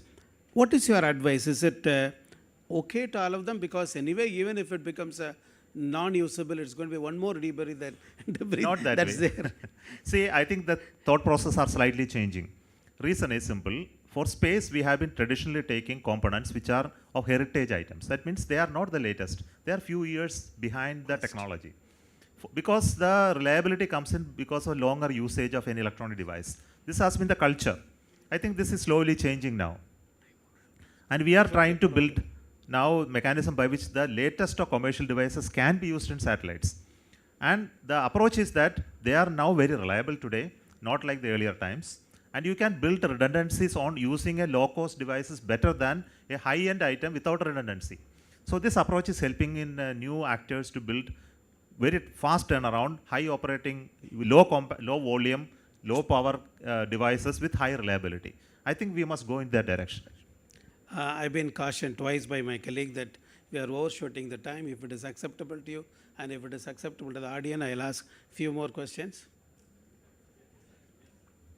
Yes? Okay. Yes with you? Yeah, I am okay. See, 3D printing has come in a big way and people say even the rocket engine itself is 3D printed. What do you think is going to be the value for 3D printing or worth of 3D printing in the industry? 3D printing is a very upcoming technology and I believe that it will revolutionize everything. But it has to be very cautiously integrated. One of the important challenges is to characterize 3D printing processes, especially the metallurgy, residual stress, the product-to-product variability, which is natural for the current manufacturing. There is a continuity. Sampling concepts work in conventional manufacturing, whereas sampling concepts don't work in additive manufacturing in an effective manner. This is the biggest challenge today. And for rocket and aircraft area, it has a great potential. I think we must work on it. And in ISRO, we have created an R&D specific focus on to understand this mechanics of additive manufacturing and make products out of it. We have to push our limits to it, and it will have a great transformational power. But today, there are a lot of threats, there are challenges. Many things are not going all right. We tried our 3D printed engines. It has its own challenges. It's not working the way conventional engines work. It has inefficiencies, performance issues. But we will overcome all of that. You started the year with a bang of ExpoSat. What is the utility of that? ExpoSat is an X-ray polarimetric satellite looking at black holes. I think you know black holes are the ones which you don't give any information. That's why they are black. But to get information from them, we are using another technique called the polarimetry of the emitted X-rays when a black hole is interacting with some other body. For example, if it eats into another star, material will flow from that star to this black hole, and this will generate X-ray radiation. And if your X-ray can be polarized, polarimetrically analyzed, then you can understand the quantification of the material that is flowing, the speed of the black hole, the size of the black hole, the emissions of the black hole, its life, its creation, many things can be understood. So we have created two instruments on board, one in low energy and another in high energy X-ray polarimetry. And this studies black holes, spinning black holes, binary pairs we call it them, and how stars ultimately die. I think this physics is something that we want to study for the whole of the scientific community. Absolutely. You have already industries like L&T and some more company I know in the development of rockets. Do you have a plan to induct similar way some more industries? If so, when? Plenty. I think the number of industries which ISRO is dealing with is almost 400. I have a list of them. 150 of them are doing major work. Some of them are suppliers, and many of them are converting products to indigenous products. I must tell you, some of the large-scale indigenization that happened in the last so many years is really great. For example, when I was a young engineer, I never used to use a nut bolt which is Indian. Now I don't even import not even a single nut or bolt from outside. It's manufactured in India. Just talk about that. Cables, connectors, relays, devices, passives, all sort of alloys. I think we are slowly moving to a direction of the ability of the industries are now showing up. The high-end products I am not describing. There are plenty. They are capable of doing it in optics, sensors, fiber optics, and devices, integrated circuits, designs which are happening. I think the contribution of industry has been substantially over a period increasing. But now the greater collaboration between the West is happening. With that access to higher-end technology, like the government is initiating the ISET program and various others, we will have greater access to those knowledge. The more and more players in the game, satellites are going to become a lot of debris also. Is there any program existing to reduce them or take them or clear them or clean them is existing within the country or outside the country? See, bringing a satellite back is equally difficult than kilometer per second speed. It's huge energy. To kill that energy and bring back, you need equal amount of energy to be given. So for that, there are a lot of initiatives. At least I am aware of 3-4 companies who are working on deorbiting programs. There are guidelines getting created globally to do that. So this direction is moving in terms of global push for it. Okay. I think it's a time up for us. I think so. So we'll end it up. He's not allowing us to go. Yeah. Space tourism, I'm sure it will become sometime, and you will also push that point. Any other question from the, yeah, please. Okay, Only two questions. Thank you. Hi, sir. I'm Samir from the US-India Business Council. We were at the launch of ISET. So just wanted to understand from you, what is scope for international collaboration, and how do we look at FDI in the new space policy? Are there any rules coming out sometime soon? Can you please answer this question? The FDI policy is with the government now. They are yet to clear it and announce it. It will happen soon. It is with the DPIIT. We are very, very positive, very pragmatic views are taken in the FDA policy, allowing it as much as possible. The government should be allowing it in automatic route.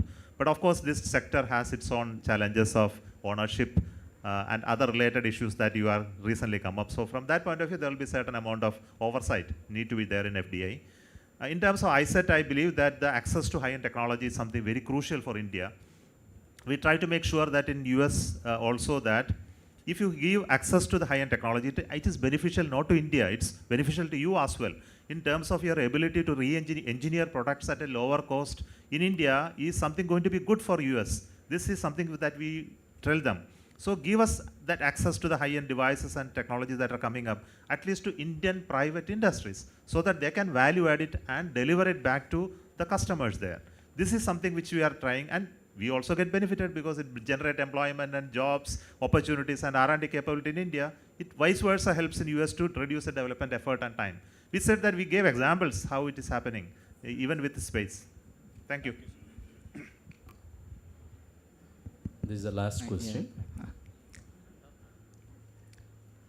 Warm regards to the speakers. My name is Ujjwal Sonkar, and I have been in research and security affairs. I studied space warfare from Lomonosov Moscow State University.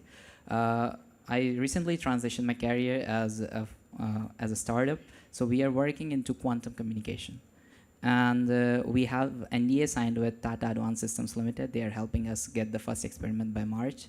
And we have also submitted some proposals to HAL, and they have shortlisted it, but still there's a lot of more procedure which is slowly going forward. We would like to propose ISRO that we wish to make a quantum communication satellite with a dedicated payload for laser-based quantum entanglement. And this is a project of national importance, and we need some more people on board, talents like you and all the ISRO team, to make things forward in the right direction. So we would like to ask you that what are the prospects of quantum communication and how we can partner.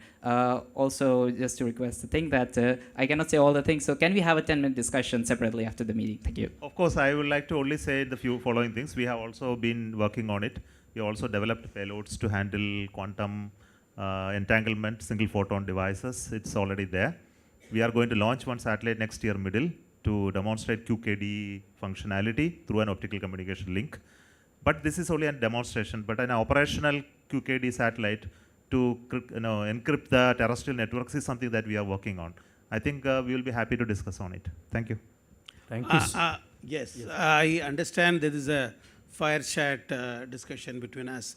And I was wondering in the beginning, where is the fire? But finally, I realized that you are the fire. Thank you very much.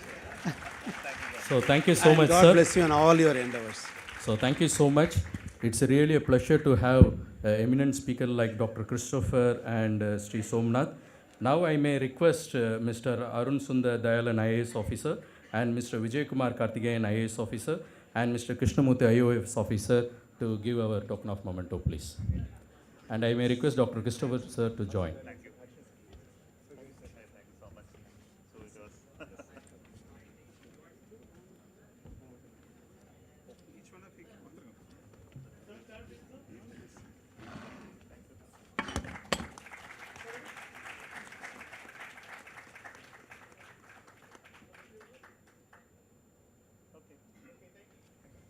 Thank you so much, sir. We request you to be on the... Thank you so much. I think we'll save some time. Thank you so much, sir. We request you to kindly be with us for another 1 hour, please. Thank you, sir. Now it's time for the keynote address. I feel privileged to introduce Dr. Samir Kamath, Secretary of Department of Defense Research and Development Organization. Dr. Samir has provided leadership and the direction to several critical material programs in DRDO, such as development of high-strength steels for naval ship hull, development of high-temperature titanium alloy, nickel-based superalloys, and also he spearheaded the development of naval systems such as advanced lightweight trapode, anti-trapode systems. Please join me in welcoming Dr. Samir V. Kamath for please. Thank you so much.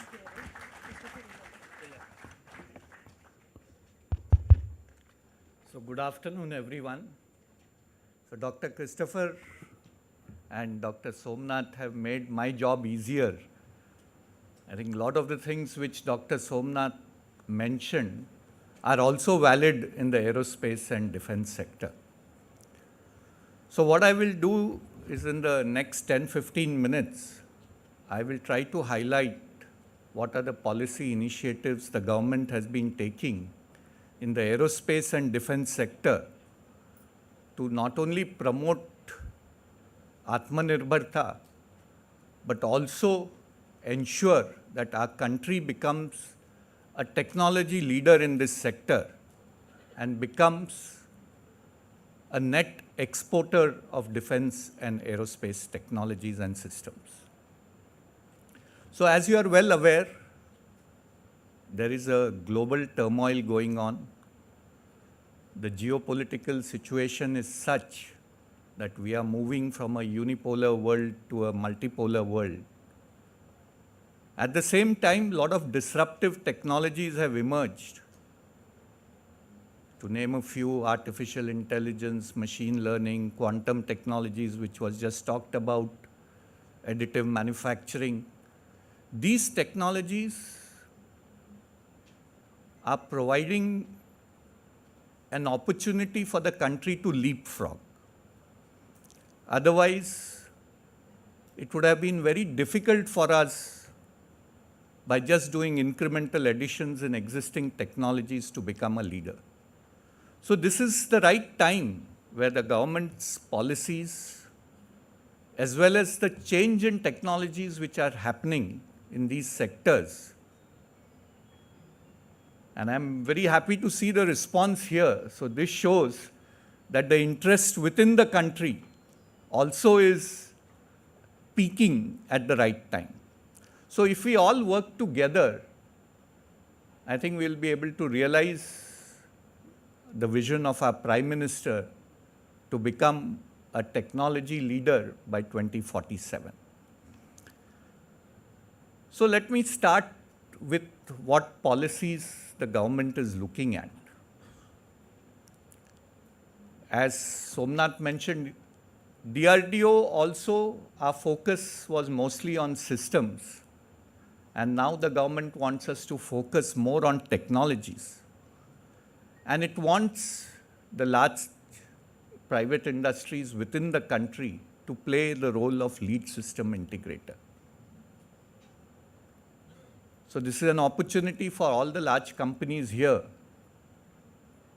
DRDO is willing to work with them first as development cum production partners, which is a policy that we have started 3 years back, where they can participate with us in the design and development phase of any system that we are working on, and subsequently take that system forward, not only for production, but for also its upgrades.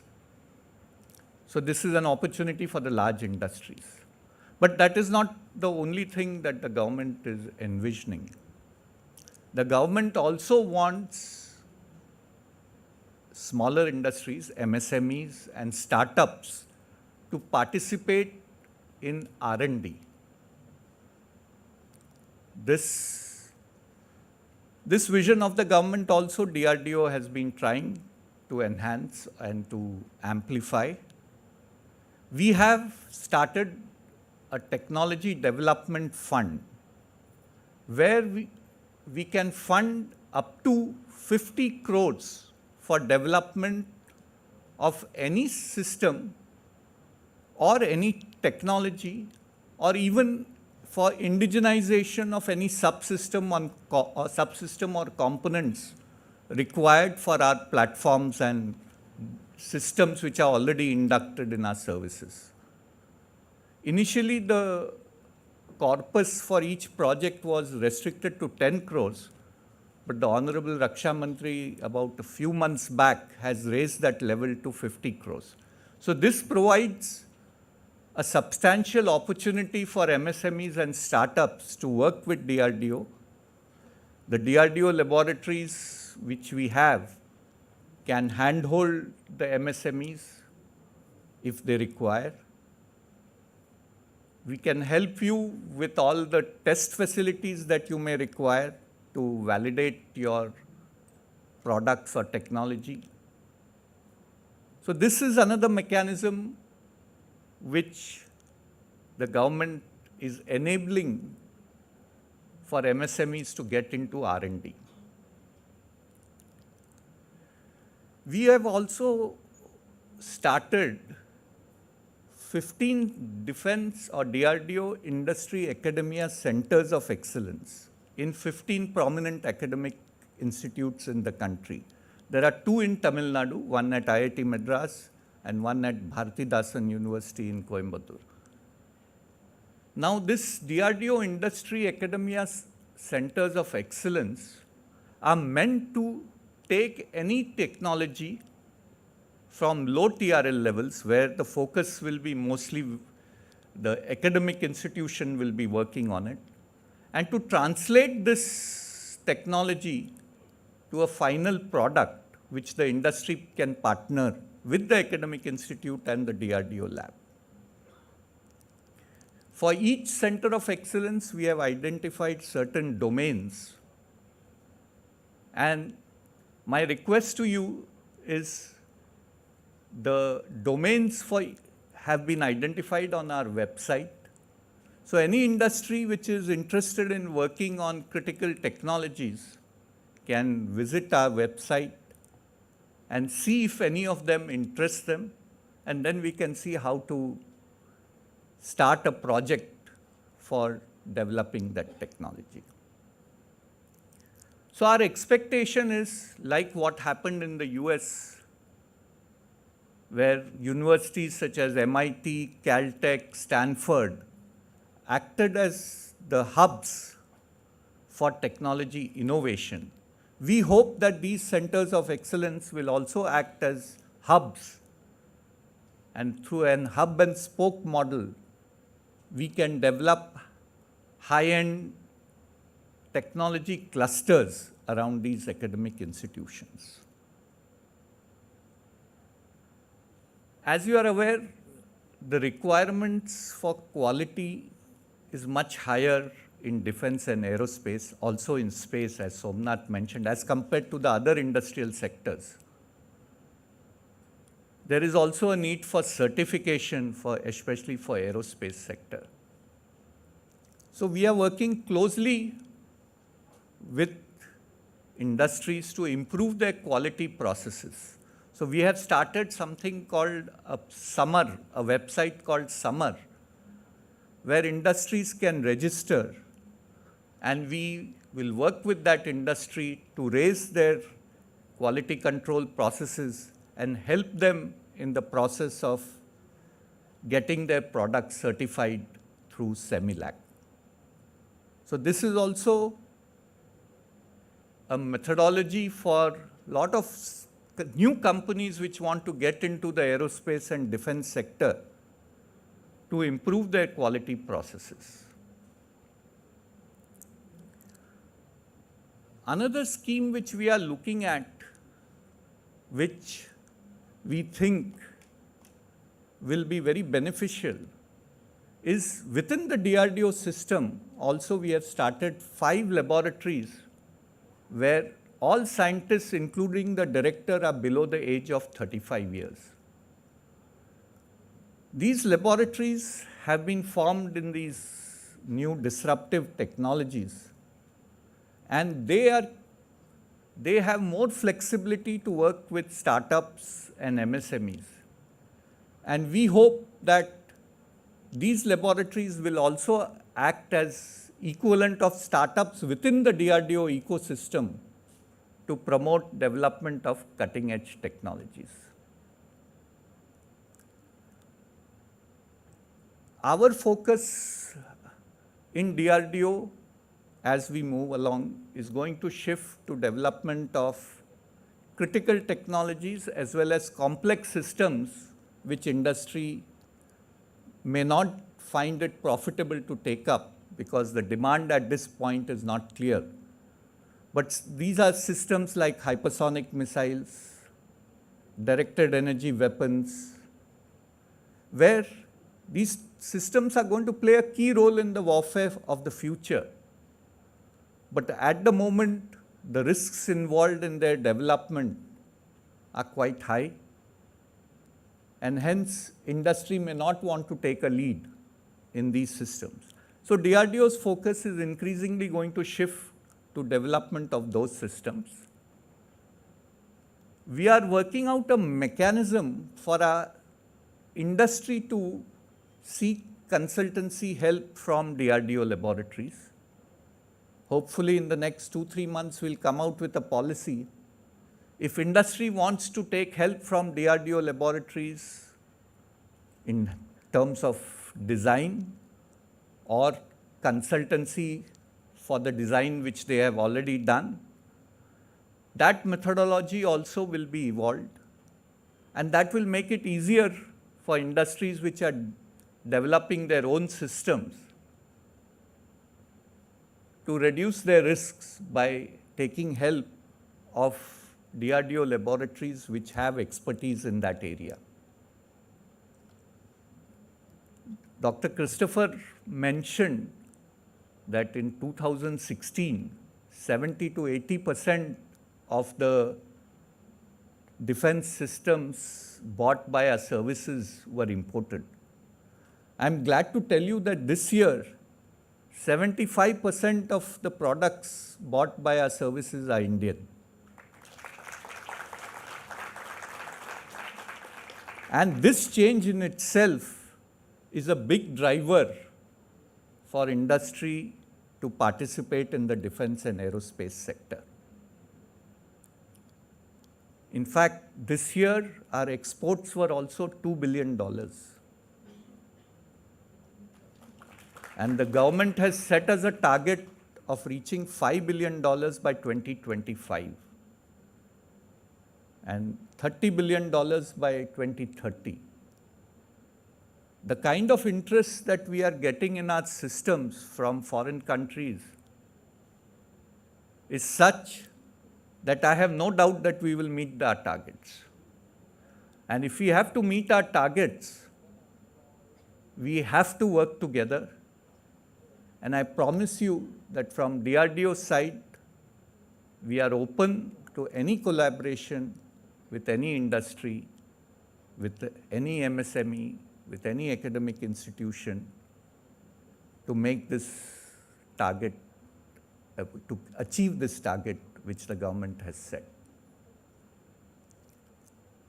But the most important resource that is going to be required is the human resource.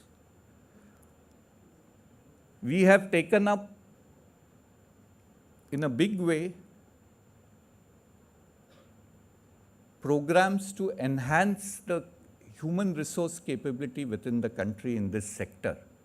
We have started MTech programs in various academic institutions which teach defense technology. We have our own institute, DIAT in Pune, which offers masters and PhD in defense technologies. They also offer short-term courses in artificial intelligence, quantum technologies. And we hope that in the next few years, we'll have a large pool of talent which is also trained in this very critical area.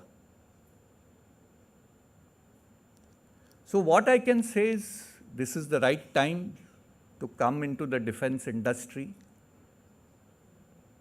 The defense corridors which the government set up in 2016 or 2017 are now reaching a level of maturity.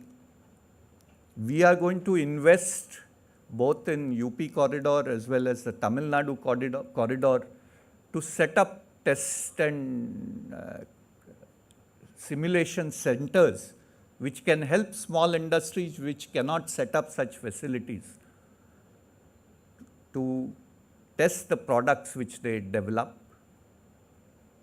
We are also going to offer consultancies in this center. So Tamil Nadu is going to be a focus area for us. We are looking at working with TIDCO, especially ADA, because Tamil Nadu has a well-established industrial sector, unlike Uttar Pradesh, where it will take much longer for the ecosystem to build up. But the existing industrial infrastructure in Tamil Nadu is excellent. And I think with a small amount of fine-tuning, the same industries which contribute so much to the automotive sector, the software sector, can work and contribute significantly to the defense and aerospace sector. So my best wishes to all the industries who have gathered here today, and looking forward to working with you. Jai Hind, and I'll be glad to answer any questions that you have.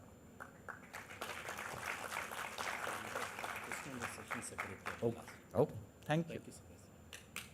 So thank you so much. I may request Dr. Christopher and Mr. Arun Sundar Dayalan on stage, please, to give the token of appreciation. Thank you.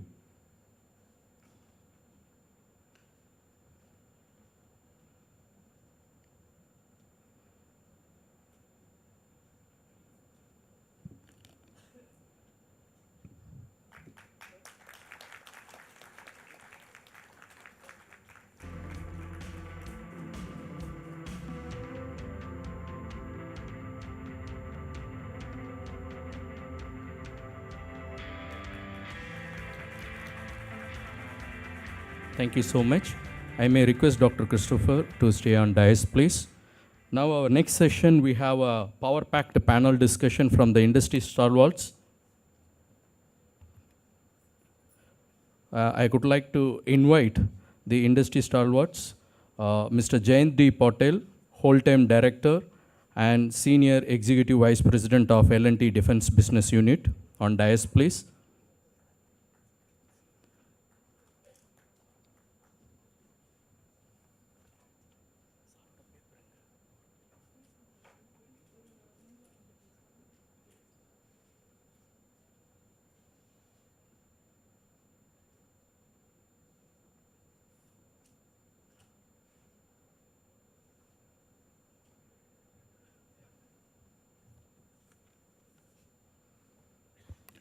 I may request Mr. K. Soundararajan, Chief Strategy Officer, LMW, on dais, please. Warm welcome, sir. I may invite Mr. Jitendra Gavankar, Chief Executive Officer, Saffron India. Warm welcome, sir. I may invite Mr. Subbu Venkatachalam, Head of Defense and Aerospace from Kumi. Warm welcome, sir.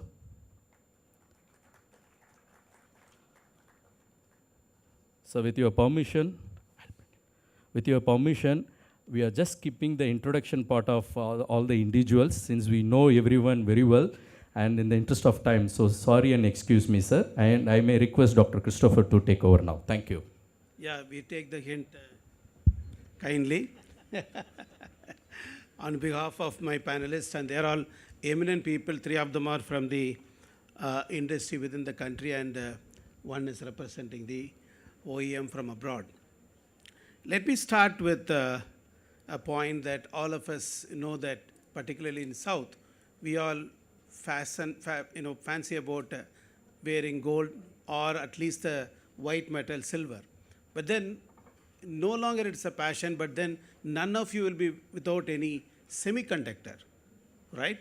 So the materials is becoming very important, and I'm sure QME is the best company which represents materials from India part of it. And they are in this business for quite some time. Can you throw some light, Mr. Subramaniam, in terms of what we should do? Because for every activity, materials is important. What we should do as a nation, and in particular Tamil Nadu, to promote the material science. First of all, thank you, sir. Thank you for having me on this chat. It's great to be a part of this very distinguished panel. I think when it comes to materials, QME as a company has been in this industry for the last 70 years. We started with working with everything from alumina, zirconia, silicon carbide. Now we're getting into boron as well. And we've seen that we can diversify across industries, not just into traditional automotive industries and so on, but we are working into getting into defense and aerospace as well. I think the major thing here in terms of materials, the first thing we need to look at is also scalability. I think we spoke about this in the past as well across the other conversations. How can we scale a lot of what's happening out there? How do we look at what is also beneficial for the community, the society, and then taking that forward? One of the things that we are trying to work on now is looking at a center of excellence for material science.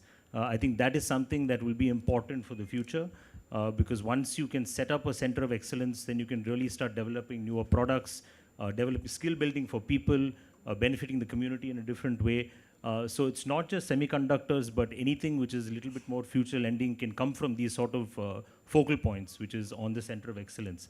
So I think these few areas are quite important, and we are in the forefront of working on a lot of these developments. And I think it will sort of pan out in the future. And Tamil Nadu is an excellent area for this because a lot of the skill comes from here. A lot of colleges, universities are into engineering. Material science is also an important factor here. So we need to build from that and really build institutions that can support a lot of the knowledge that's out there. So we are in the forefront of a lot of things, and I think we're building the future really well. So COE is one of the things which is right, sir. Absolutely, yeah. Coming to you, Jain Sahab, L&T is in this field of defense for quite some time. Probably we don't know how we worked with DRDO and L&T were like partners. We have been there in many business, be it submarine, be it in many areas, including the space and aircrafts. We have been working for quite some time. But then, though you have roots from Tamil Nadu, but of late I'm not seeing much in Tamil Nadu. Why? I tell you, there are a few things we did far too ahead of time. When nobody was talking of investing in defense, in 2005, we started investing in Tamil Nadu. I see this to be, ability to see little ahead of time. And we were the ones who set up in this state in 42. So our association with the state goes to the days when, early days, obviously Tamil Nadu was not industrialized. We started putting massive amount of investment. I can tell you the largest landmass that Larsen & Toubro owns and operates industrial complexes is in the state of Tamil Nadu. So when you say I'm not visible here, it's because I have already done a lot. So incrementally, you can stop doing it. Yeah. Incrementally, what obviously is happening, you don't make big news. Today, if I was putting 100 crores here, it becomes a big news if I am a startup. But if I put thousands of crores here, and I can tell you this state has nothing less than 10,000 crore of L&T's investment sitting in. And of course, we do a lot out of Chennai and of course surrounding.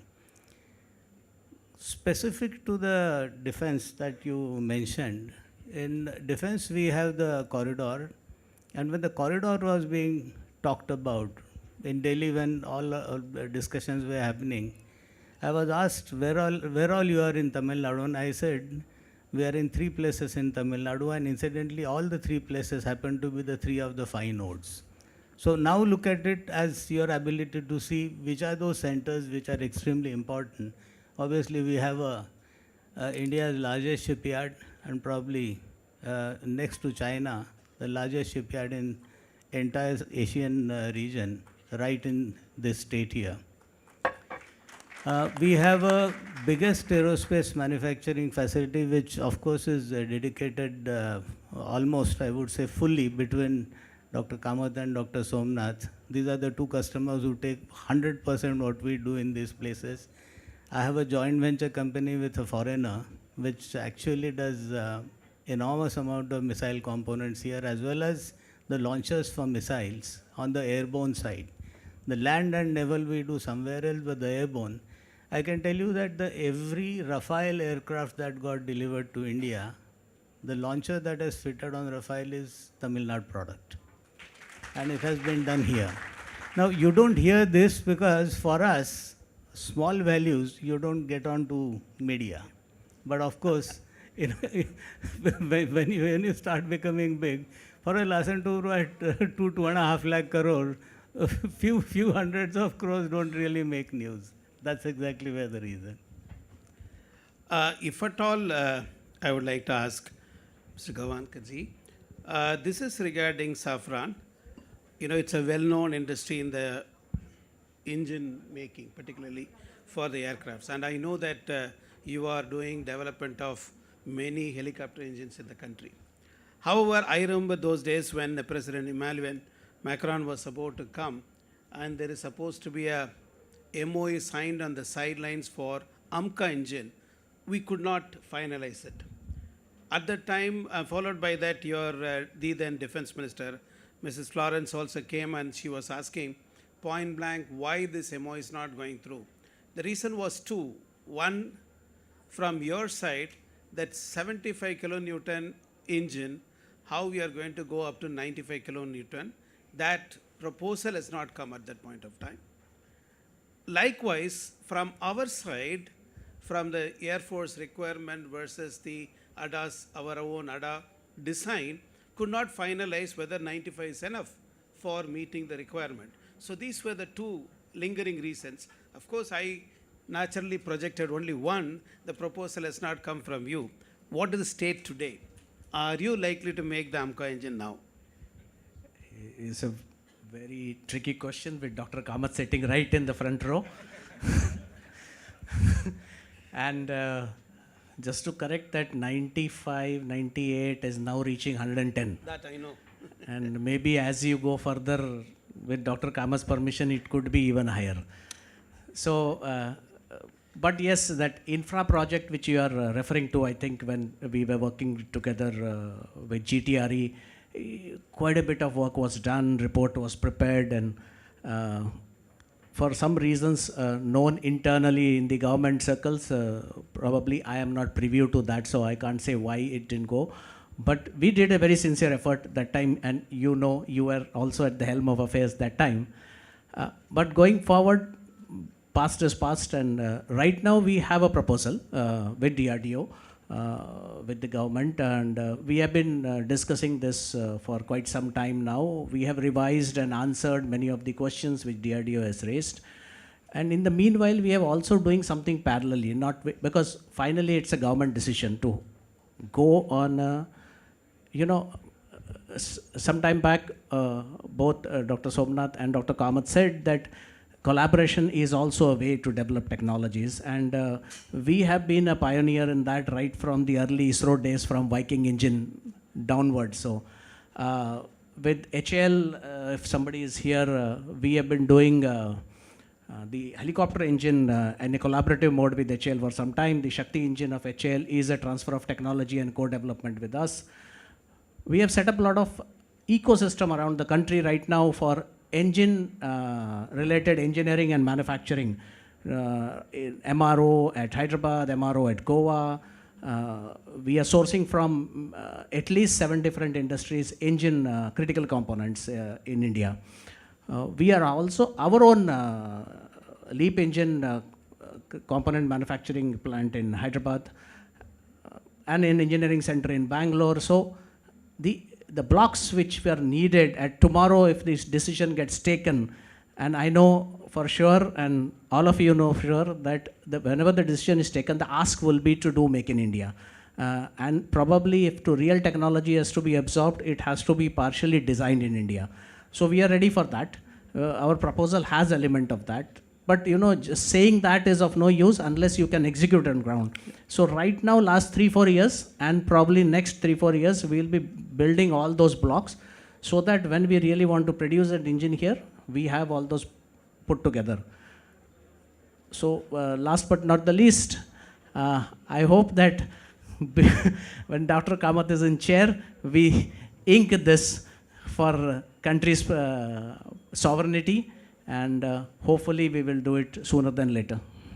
My idea of us asking was something connected with Tamil Nadu also. We are trying to support this program by erecting or having an isothermal press for your hot engine part. That is the most critical, which others were not willing to come, whereas you are willing to come. So we would like to attract that portion at least, because you've already vested your interest in either in Telangana or in Karnataka. So the basic thing is, in Trichy we have got an industry where it's a government-owned industry, and then we are willing to invest in isothermal. The point is, if you can give with Tamil Nadu government a sort of a proposal which may be of use, that what along with indigenous AMCA engine, what else can be done for Saffron, any other engine, then the process can be much faster. Absolutely. Exactly on this model we are working, because right now all the LEAP, which is a commercial engine, parts are getting done in India because the military engine doesn't make sense right now to invest. But maybe tomorrow we would do an M88, if God willing. and that could build in a little bit of the fighter jet engines. But what you are saying, that is the model we are working on. Exactly. God is always willing, one man has to be willing for that. Anyway, coming back to the LMW, it's well known that they are in the aerospace industry, particularly supporting the space in very much. And I know that you have got a very good composite facility, wonderful one. And I also know that it is not fully occupied. Is there any possibility, because I know some of the Tamil Nadu-based startup companies sitting in same Coimbatore, trying to create their own autoclave and trying to create a composite facility for UAV productions. Is there a possibility that you become the hub, maybe with the Tamil Nadu government in supporting some way, in case you support the, the ecosystem of the startup companies, partially using your facility at some sort of an understanding? Yes. We started the aerospace journey in 2004 with LPAC, with the control valve systems and actuators and many other import substitutions with the support of Dr. Somnath, who was in LPAC that time. And also we have moved on to several metallic structures and then finally the composites. When it comes to composites, we have created the state-of-art facility what is there now with the latest autoclaves and also the C-scans and many other systems. And particularly at this point of time, we are supporting both ISRO and also DRDO. DRDO ASL, we are supporting on the payload fairings and we are delivering them. And similarly, with ISRO, we are doing quite a few, not only payload fairings, EB shrouds and many other things. And for every launch, we have some material going there, and also we are also giving it to the engine parts like annual, where we are giving all the panels which goes into the engine for acoustic panels and things like that. So we have the capability and we are very keen to work with major industries, and we had discussions with some of the major industries also, and particularly when the requirement comes up where LCA is also having certain work given to L&T already on the wing side, and particularly on the composite side also, still they are doing the material in-house at Bangalore in the composite division of HAL. So those things can come to Coimbatore because we together can pool our resources and ensure that we can support and work together, make it happen. Because we have the expertise, we have the space, the capacity, and we can definitely make it a good support to the government and also take it forward in a big way. Good. You made me feel proud to say that India, particularly Tamil Nadu, has got the largest port, and maybe one day it become the largest in the Asia itself, right? Will it become also a production agency of submarines? If so, what do you expect from the policy point of view from Tamil Nadu? Before we come to the submarine, at that moment I talked of only 3 of my factories here. There's some more here. Okay. The extreme intricacies in precision engineering that we found this state is capable of, we built our valve factories here. These valves get onto your hypersonic wind tunnels at VSSC as well as at DRDO, also for our submarine program. So the valves don't come from outside. Warships today, we probably deliver few thousand valves per warship today, which come out of the valve factory at Kanchipuram. Every weapon system of DRDO, we developed one small partner, and then when he was getting in financial trouble, we put in equity. So we have a minor equity, and for design we have a minor equity, so that he runs it as his ownership, but we have a minor equity. It's about close to 45% owned by us, 55% by him. 100% Indian weapon systems have a servo drive which comes from this small factory which is at Hosur. So now you look at from Chennai, Coimbatore, Hosur, there's a thing, only 2 nodes I don't operate right now. Going ahead, in terms of the shipyard when we acquired was at 1,250 acres. And thanks to the state actually, I must say, rolled a red carpet. Okay. So the shipyard moved in here despite similar offers from multiple states. Let me stop at that. We have one line which is 160 acres currently operational. Now this 160 acre shipyard was built with a ship lift which allows me to launch 100 ships every year. Now how much I am doing today? I am doing less than 10. So potential of this place to do, I would say imagination is the limit. You can do 400 ships, 500 ships a year.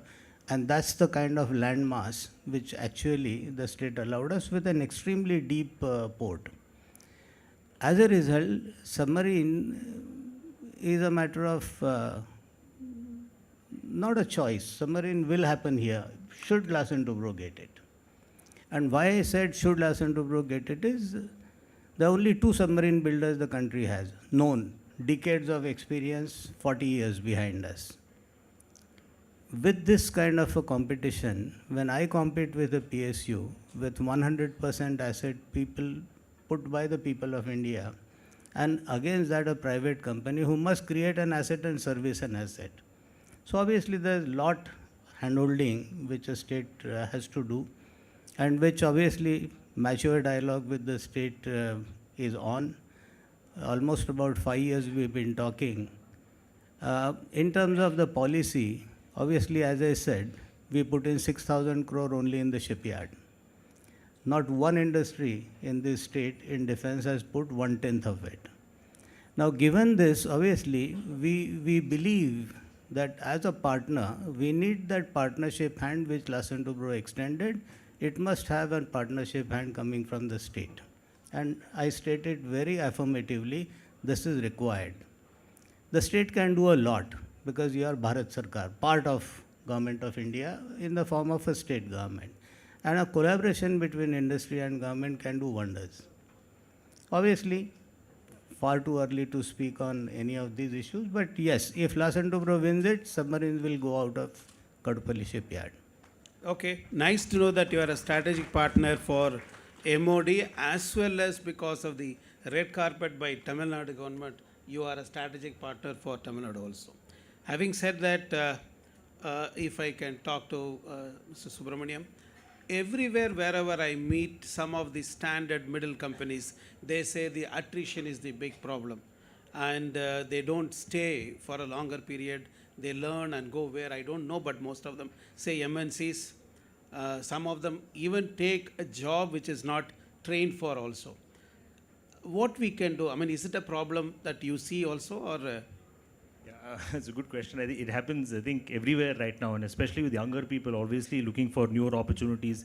The startup culture has also come in, so everyone is looking for new industry to be a part of, which is a lot of opportunities out there. But specific towards defense, a good example is what happened to us as well. We have a composites division in Ranipet, which is sort of about 5 hours away from Chennai. Now, this has been there for the last 40, 50 years within the company itself. There are a lot of young engineers that we see are tending to move towards Bangalore. It's very close to Bangalore, close to Hosur as well.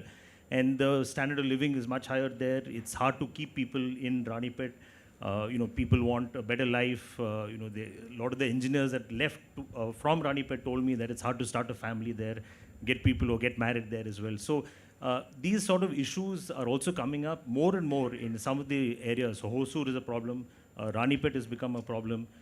Chennai also, we see people moving towards Bangalore, Hyderabad, Delhi, Bombay, because just the standard of living is also increased to a large extent. So I think even these corridors that we keep talking about in defense should look at other elements as well. So what can we do with schools, hospitals? Can we do some recreational parks for people just to maintain that livelihood of people and also get them to stay within the state itself? When they start comparing, it becomes very difficult, and we can't really, retain them in many powerful ways. But if the state looks at it from a holistic point of view and not just from an industry or profit point of view, I think that can benefit the state, benefit the state and people in a large way. But I also think it's not just up to the government itself. I think the private industries also have a lot accountable for. So, for example, our company also puts a lot more money from CSR itself. So can those funds also impact a lot of these hubs that we are creating or the spokes that we're creating? So can it influence the corridor to build better hospitals, better schools? So all of these things can be impacted creatively if we all work together. So I think it's not just up to the government, but it's also up to the private institutions to put up those sort of funds and ideas and work with them. And I think collectively that will help sort of retain people or get people to stay within certain areas that we're looking to. And remote locations like Ranipet, for example, are very difficult. So I think those are some of the creative ways we can work together. And it is a problem, but I don't think it's an unsolvable problem. It's becoming tough, but I think we'll get there slowly. Well said. In fact, I was in discussion with the then Air Chief, none other than Air Chief Marshal Baduria. He was saying from the UP corridor he's representing, and then he was saying whenever they create a hub and then create a sort of an ecosystem, they not only give lands for the companies to start their industries, but also earmark place for schools, hospitals, and the residential place.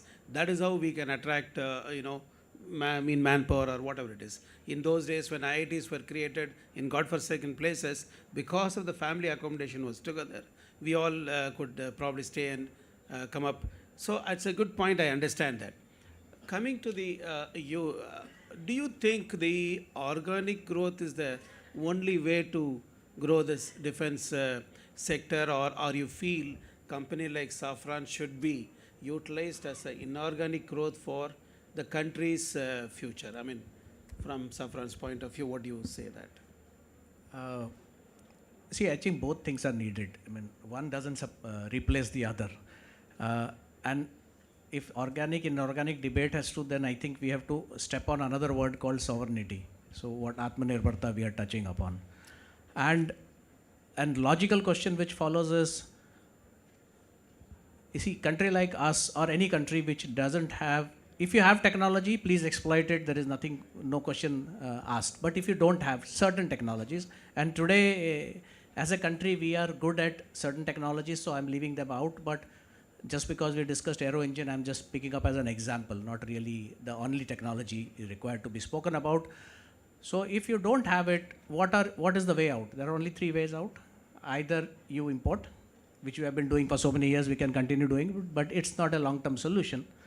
Or you collaborate with somebody and make it happen, do it in country, or you do it yourself 100%. That could be a long-term solution. It will take time. Maybe it is not an immediate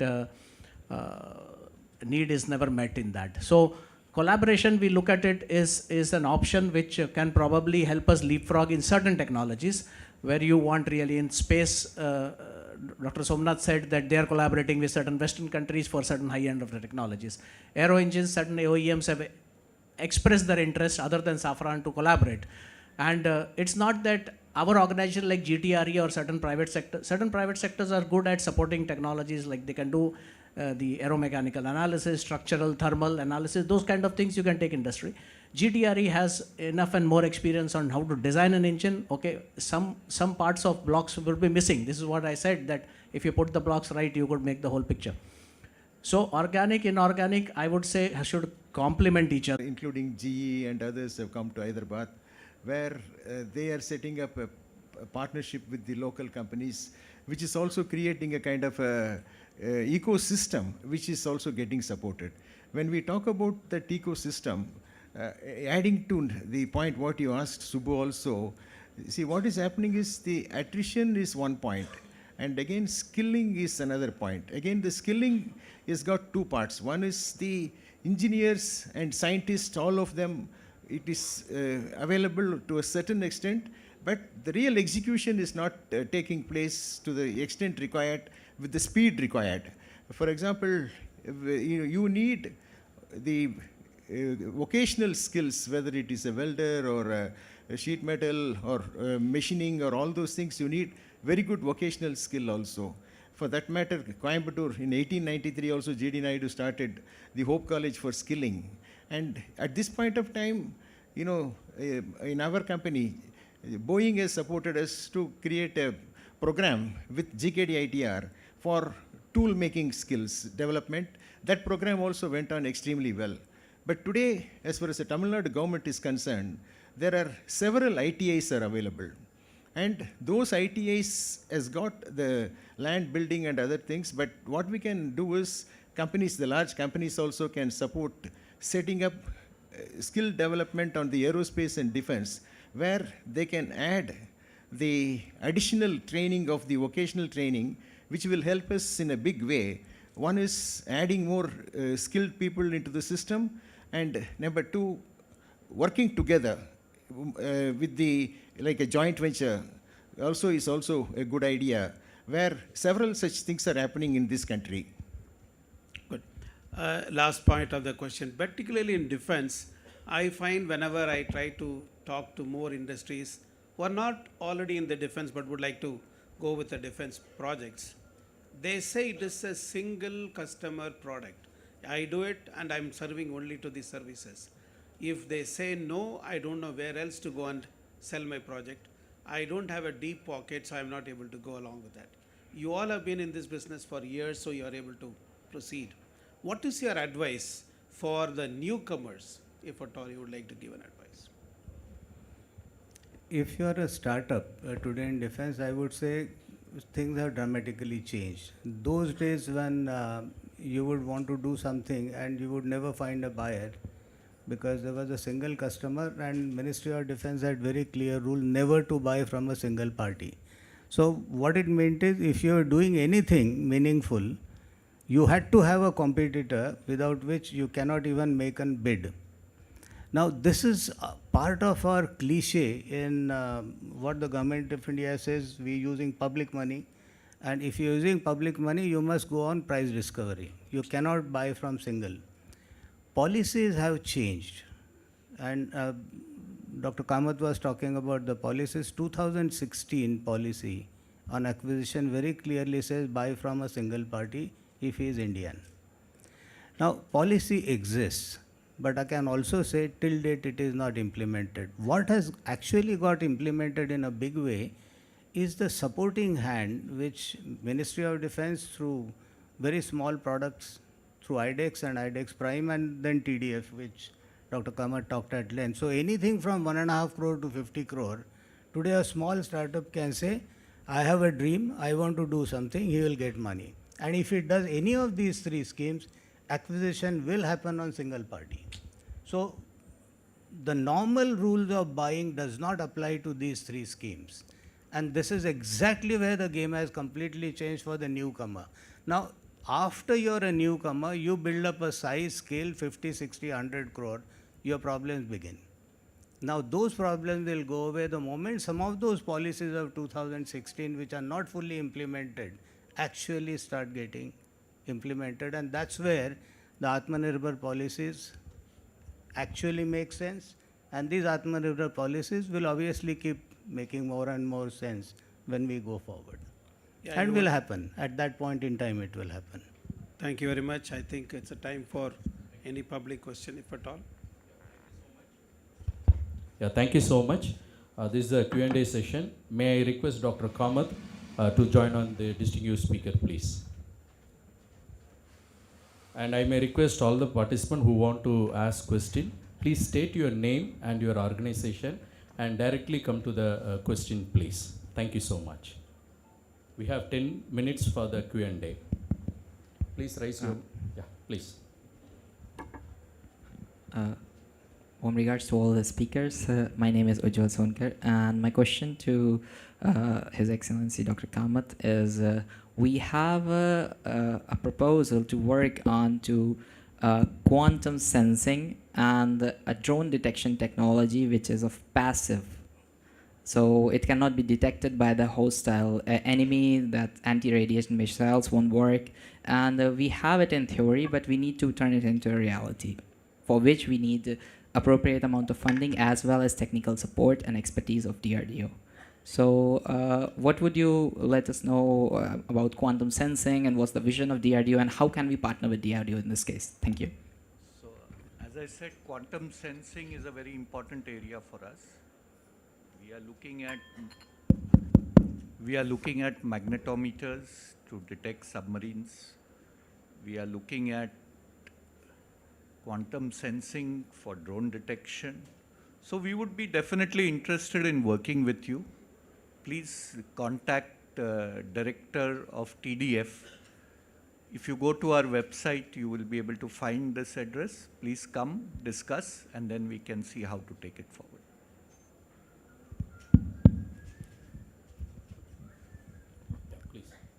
Sir, my name is Karthik Raja, and I am from Loyal Wingman Technologies and Aerospace Engineers Private Limited.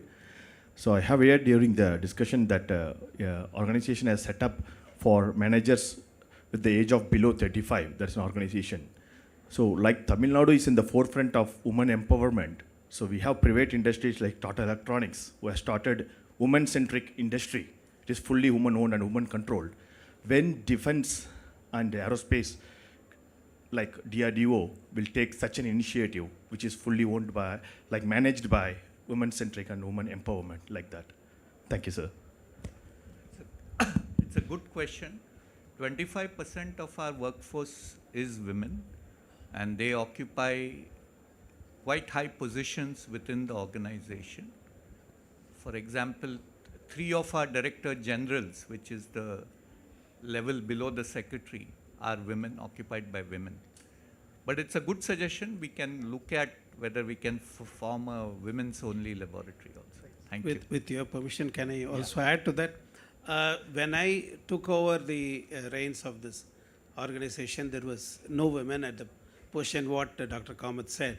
So during my period, we went through a process of selection by which 33%, though 25% is total women, but 33% occupy the top level. I have got a very simple question. Actually, it is in terms of more the problem. I'm Mr. H.R. Singh from Majgan Dock Shipbuilders Limited. We are talking about the Make in India, and of course, there is a lot of development has happened in this account. But I have been working in the last 20-30 years in supply chain management, and I have seen still the ecosystem to meet the basic requirement like bulbs, bulb bar, etc. is not having the sufficiency. Second thing, we were talking, and sir was also putting about that ecosystem has changed now. Now, single policy was also there. Public procurement policy permeates. At that time, the single award was there. The worst part, which is affecting the entire country, is that if some of the manufacturers, those who has developed this product, they are having 3 times price more than the import value. So under the aegis of the Make in India, there is unethical business formulations is also forming the part. So I just wish to know from the panel, what is the remedy for that, so that the larger interest of the public money as well as undue advantage shall not be taken from the public expenditure. Thank you very much.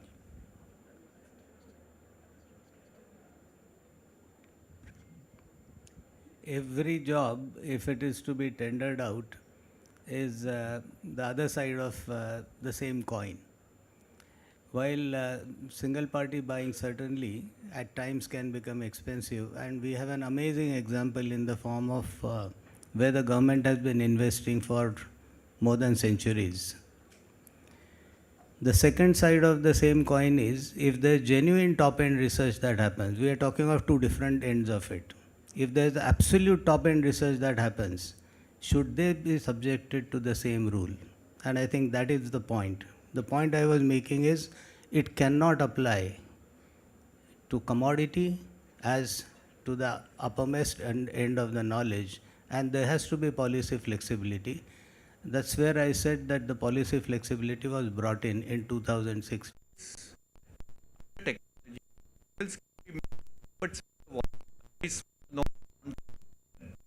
So in government is exemption.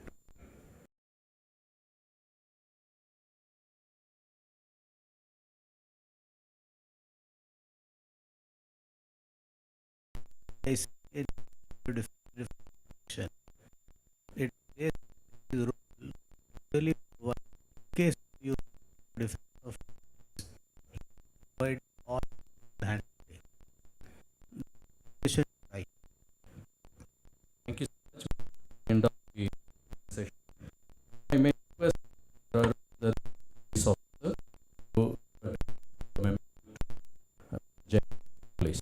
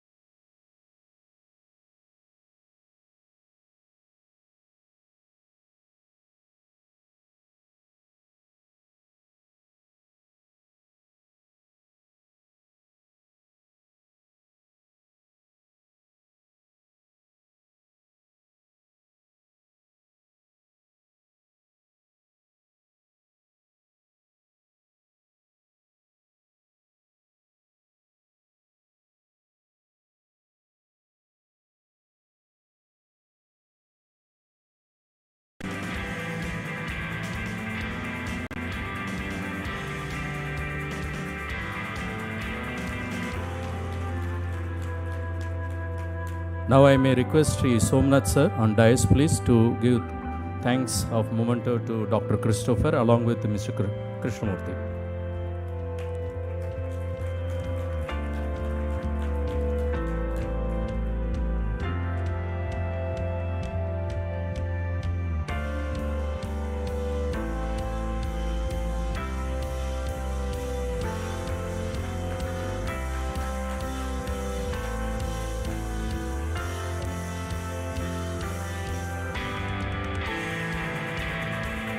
I may request all the panelists to be on stage, please. I may request the IAS officer, Mr. Arun Dayalan and Mr. Vijay Karthikeyan on dais, please, for the session photograph.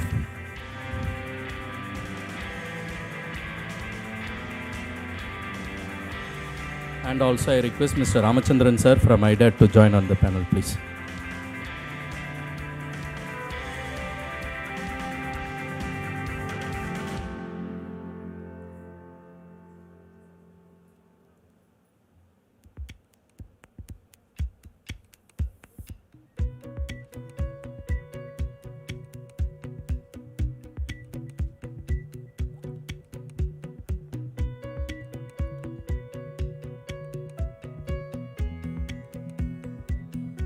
Thank you so much. The session has come to an end, and thanking every participant for your wonderful time. And we as an association thank you everyone, and whoever are working on this aerospace and defense industry, you may kindly register at the IDAT 1. And thanking the Guidance Tamil Nadu team and the TITCO team for this wonderful session. Thank you everyone. Nandri Vanakkam.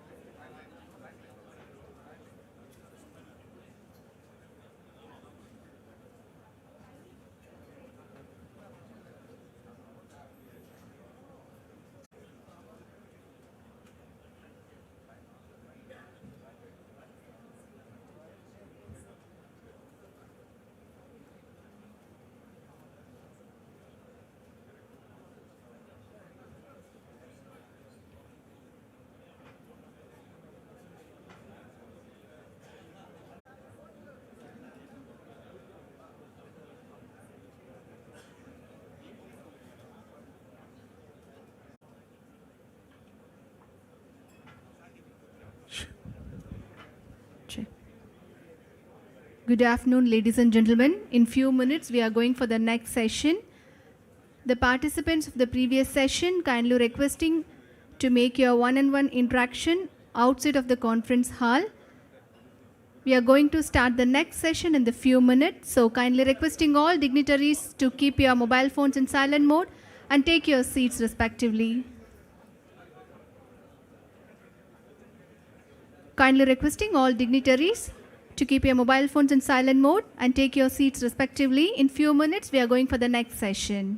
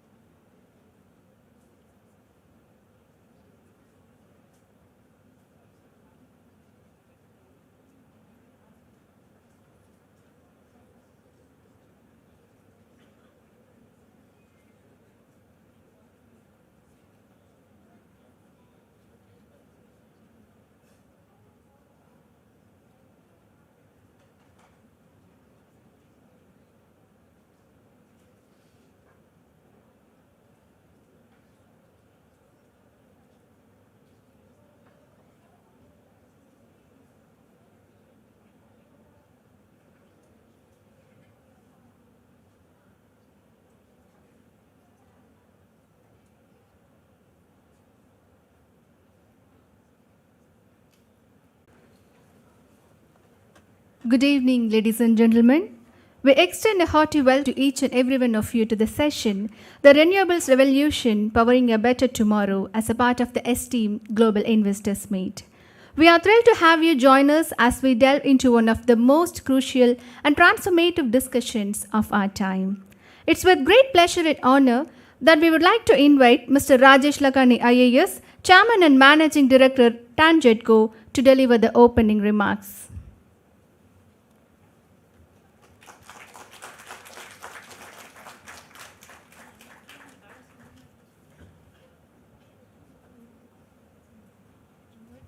Work on power and utilities in India and power generation, operations work in Asia Pacific.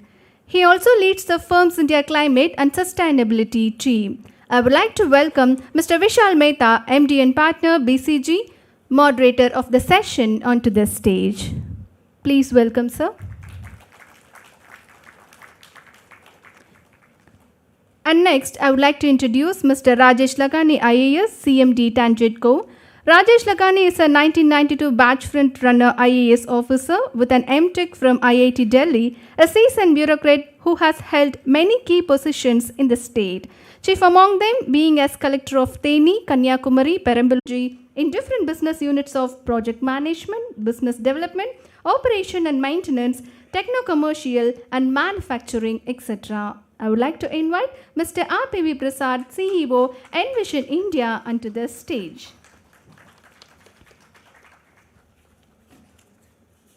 Leap Green Energy. As the founder and managing director of both Leap Green Energy and Leap India Food and Logistics, Mr. Raju Karthikeyan has demonstrated exceptional leadership in the renewable energy and logistics sectors. Under his guidance, Leap Green Energy has achieved an impressive operating initiatives, including its wind repowering policy with huge investment potential. Further to its advantageous topographical location and infrastructure facilities, Tamil Nadu boasts a hub.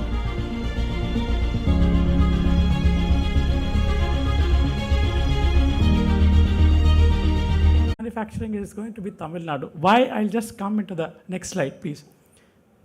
This is not my slide. This is BCG's thing. I think Vishal Mehta will vouch for it. They have done this graph. I just cut and pasted from their presentation. What it says is that I think in this conference and this gym, you will hear three words from us as well as other people. One is $1 trillion economy by 2030. Then other three words which I am going to talk about is 50 gigawatt. I think you don't have to worry about anything. 100 billion units of energy. And third word is green. So all these two numbers are going to be green. That's what I'm going to talk about. Now this is what, if we have to go to $1 trillion economy, that is what our energy requirement. From 1,20,000 of present MU consumption per annum, we are going to go 2,35,000. That's not important. But where from it is coming is extremely important. 100 billion unit per annum. Please understand, 100,000 million unit of energy is going to come from green sources. We are going to be the only state who is going to generate so much of green energy in coming 7 years. And we are very sure that we'll reach this $1 trillion economy target. So we are going to power our US. So far we are talking about $1 trillion. We are saying that we are going to power this $1 trillion with green energy. Next slide, please. Now this is what our green energy journey is going to be. Now we are at present 24% of our energy target is on green energy. We are going to reach 50% by 2050, but mind it, I have taken these numbers assuming that we are going to reach $1 trillion economy. And you know energy elasticity is very high. So energy is what is going to play a major role in reaching us this target. And numbers are not very small. This is 50 gigawatt of extra green energy alone. So in another 7 years, I think we are 24 starting, so another 7 years we are going to put 50 gigawatt of green energy alone. And that in terms of MU, it translates to 100,000 MU. I'm saying 100 billion unit. So this is the second number I am talking, 50 gigawatt, 100 million unit. I think when you go out of the room, you may not remember all those numbers, but these four numbers, $1 trillion US, 50 gigawatt, 100 MU, and last word is green. So everything is going to be green, and these numbers we are going to achieve. Next, please. And this is how investment opportunity is there. This all will add up to, I think 50, because the 50 is the important word, $50 billion US investment. I think the PSPs we identified 15 sites, and we are going to really soon call for bids. I think that is the highest, 14.5 gigawatt, highest number of sites in any other states. Then about this, that other source of power is going to be offshore wind, then repowering, and then we are talking about hydrogen, and then I think this one thing which I have not been, no one is talking about is Tamil Nadu is the only state with highest open access for captive users. So I think most of the industries is using open access to run their industries. What is open access means? If you put a windmill or a solar plant, your power cost is hedged for 25 years. You don't have to really worry about TANGEDCO or utilities tariff things. Your power cost is fixed for 25 years permanently. So this all sums up to another $50 US billion. So I'm saying 50, 100, I'm making the numbers very small. So opportunity for investment is, I think you can add up, I think it's not great mathematics, you'll add up, it'll add to US $50 billion. Next. Now this is the last thing I'll put. If you want to manufacture and if you have commitment to green manufacturing, you have to come to us. There's no other state who can offer you certified green energy.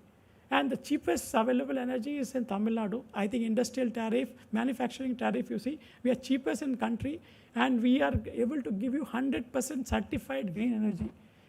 Now basically the issues of traceabilities and all have been taken into account when we are talking about certified green energy. So please be rest assured, if you want to do green manufacturing, I think you have to, the only destination is going to be Tamil Nadu in India, or maybe in perhaps over a period of time in the world.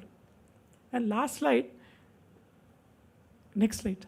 So that is the thing, I think most of the globe, I think 90% of the world GDP countries and the businesses are committed to net zero commitment. They have already signed the pledge.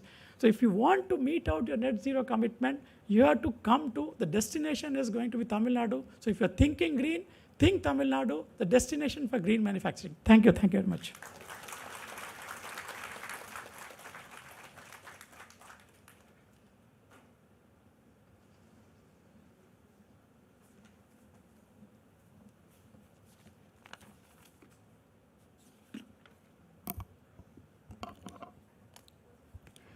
A round of applause for Mr. Rajesh Lakania AS, Chairman and Managing Director, TANGEDCO, graced us with his insightful and uplifting opening remarks. And now, the panel discussion is going to start. Over to you, sir.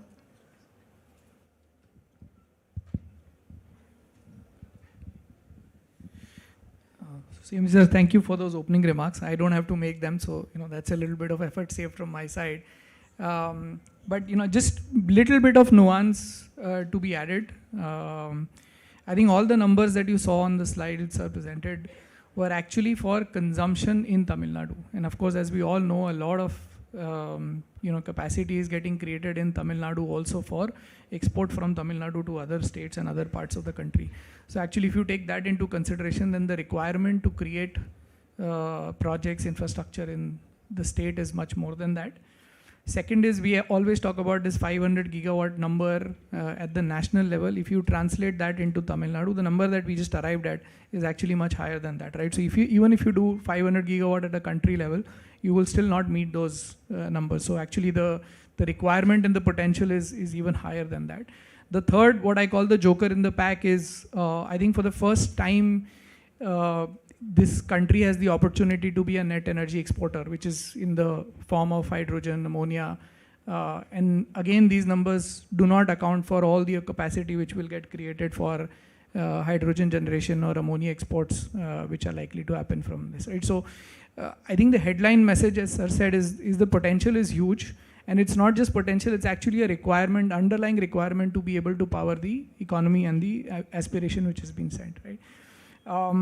I think I would like to use the dignitaries on the panel and their views and thoughts to say, how do we get this done, right? I mean, rather than, okay, so the aspiration has been set. I don't think there is any question on the underlying vision, demand, etc. But all of you are experienced working in this country, in this state, in your industries. I think I would just like to go around the table and get your perspectives on how do we get this done? What are the top 2-3 things which will come in the way, and how do we solve for that, right? So if I take that as the underlying question, and I'll just go, from the left side of the room, Peter, just coming to you. I mean, you obviously invested a lot of money in the country, but what would you like to see more happening?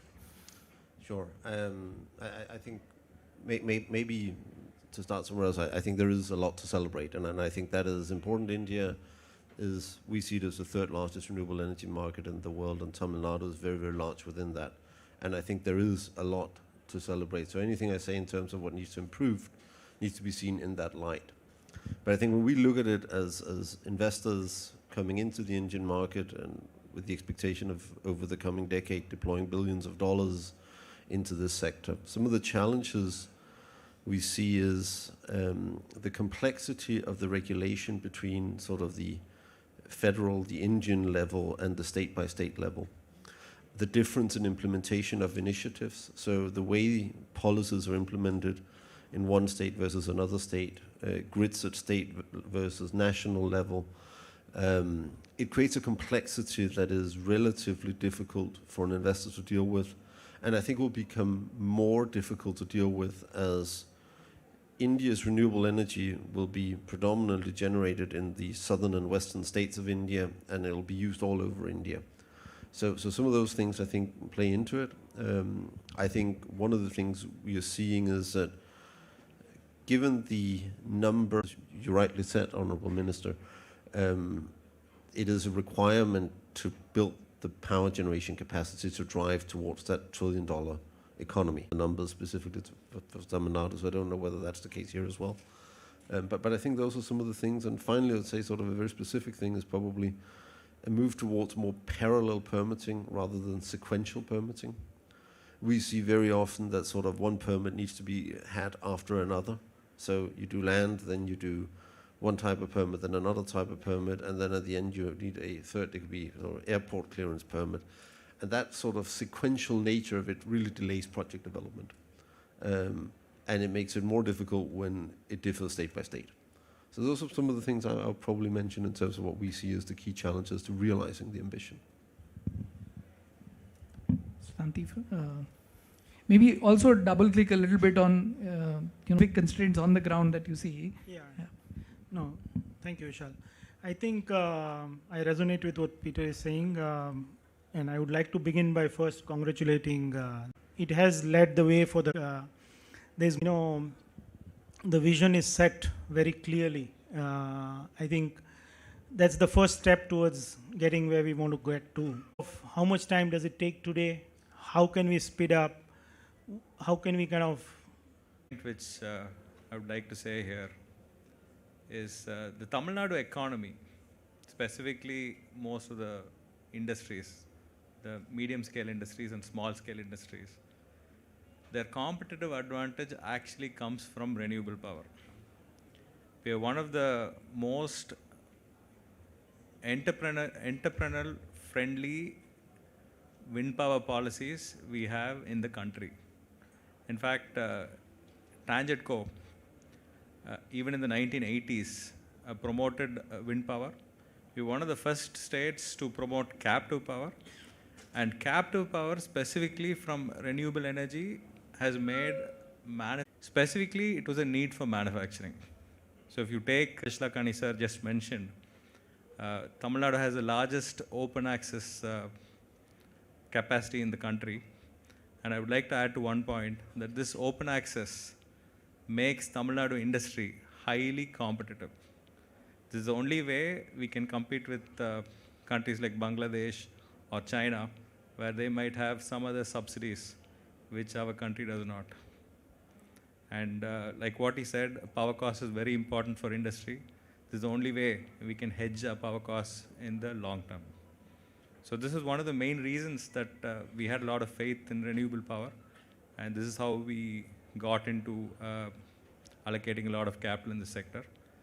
And as a IPP, we have dealt in many states.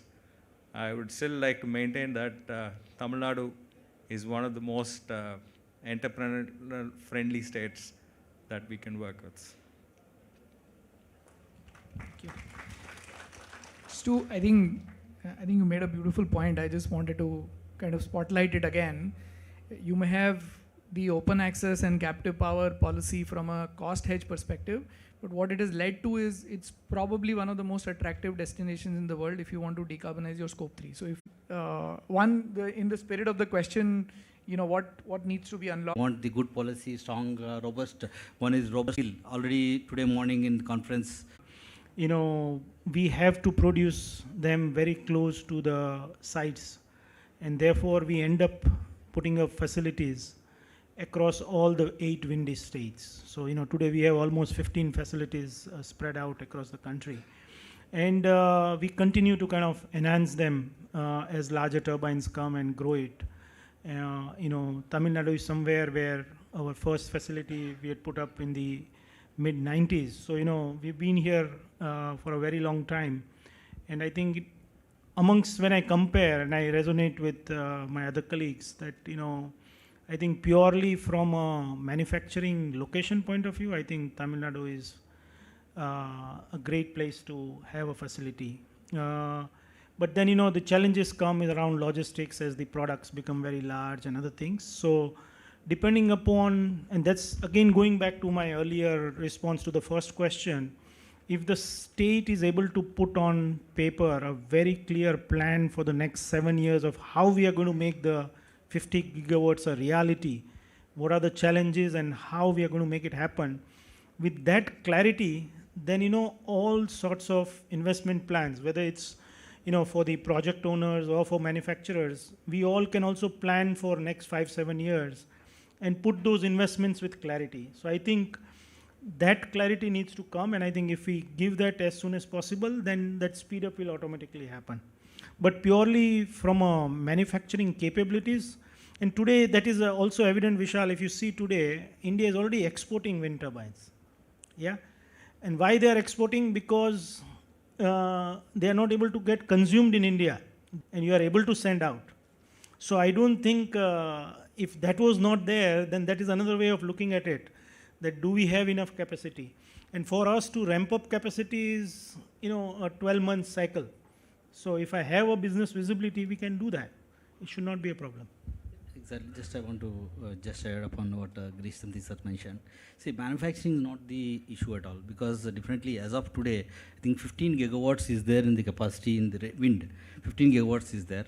So as he mentioned, see, we have a continuous visibility is there. Definitely existing OEMs can able to ramp up there.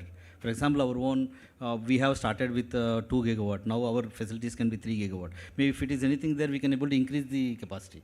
And answer to one more question on the, of course, 50 gigawatt. Out of that, what I understand is 10 is only for wind and 40 is hybrid. That's what as per the policy is mentioned. See, just I'm giving some numbers actually because of the ours is calendar year. Just we are going through the numbers without mentioning the this one. Just surprisingly, last year, confirm orders is around 7.5 gigawatts orders placed by all the IP issue. Definitely capital can bring to the India, and or as I mentioned, 7.5 gigawatt already order placed. It means we have to execute. And going to be new orders also going to be there. But those to be ordered to be execute, that is we have to be real challenge. That is all the local administrative has to be come to the forward and to support all the execution that we have to think of. If I just summarizing and maybe not simplifying, but summarizing, I think the demand signal is there. The supply chain has ramped up, can ramp up. I think what I call the middleware, which is basically being able to execute, and for that you need more certainty on rules, regulations, permitting, and a more detailed micro level targeting and plan. I'm assuming the capital will also come if this is in place, right? But let me just go, I don't know if you noticed in the presentation, I picked a few interesting things. I think even after doing all of this, there were 3 or 4 other things that were part of the plan, right? One was I saw a lot of pumped storage. I also saw offshore wind in that. And I think even after that, there is a need to be importing power from outside, right? So I think if you can just talk a little bit more about these 2-3 other aspects which were there in the presentation that you showed, and like what's the requirement and what do we need to do for that? Right? From a user perspective, I can say that of course I'll talk about pump storage. I'll take 1 minute because other pump storage, I think we were pioneer because we started with Kadamparai, but it was only 400 megawatt. Now we are doing another at Kunda. But we identified 15 sites. And one decision government has taken is that all of this are going to be done on PPP mode. I think 10 days before some government order and principal clearance has been issued. So we are going to go for bidding immediately, and it is around 80,000 crores, so maybe or $10 billion investment. Now the advantage is we are not, as Mr. Tanti said, we are not talking about just random sites. These sites we have done pre-feasibility studies, and we found that this site pump storage of that capacity is feasible. We have got basic reports available. So with that we are going to go for bidding. That is one issue. Now second thing is, as you rightly said, because if you have to grow to $1 trillion economy, the energy is going to become a major thing. And we have to generate, because we have to import energy as well. Presently, we are exporting a lot of energies to the western part of India and even northern India. But we'll ultimately become net consumers, so we'll have to import a lot of energy. So, of course, transmission line is an issue.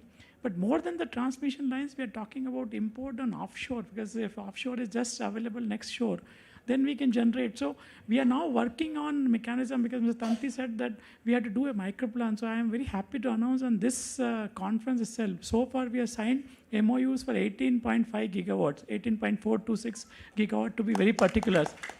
So I think after 50 gigawatt I think 18.5 has come in this gym alone, and I don't know further gyms are going to come, and then we are going to get the numbers. Now the challenge, as he said, is in translation of this into the field and on the ground. One thing which we are working, which is very important we are trying to, on all policies, we are trying to remove the discretion. We are making it strictly automatic, online mode. I think there may be some challenges here and there, but we are working towards that goal so that the process becomes very automatic, so you don't have to run around. Thank you. I'll come back to you and Mr. Tanti on offshore. I just want your view on viability of offshore wind for India, especially since you would have invested in offshore projects across the world.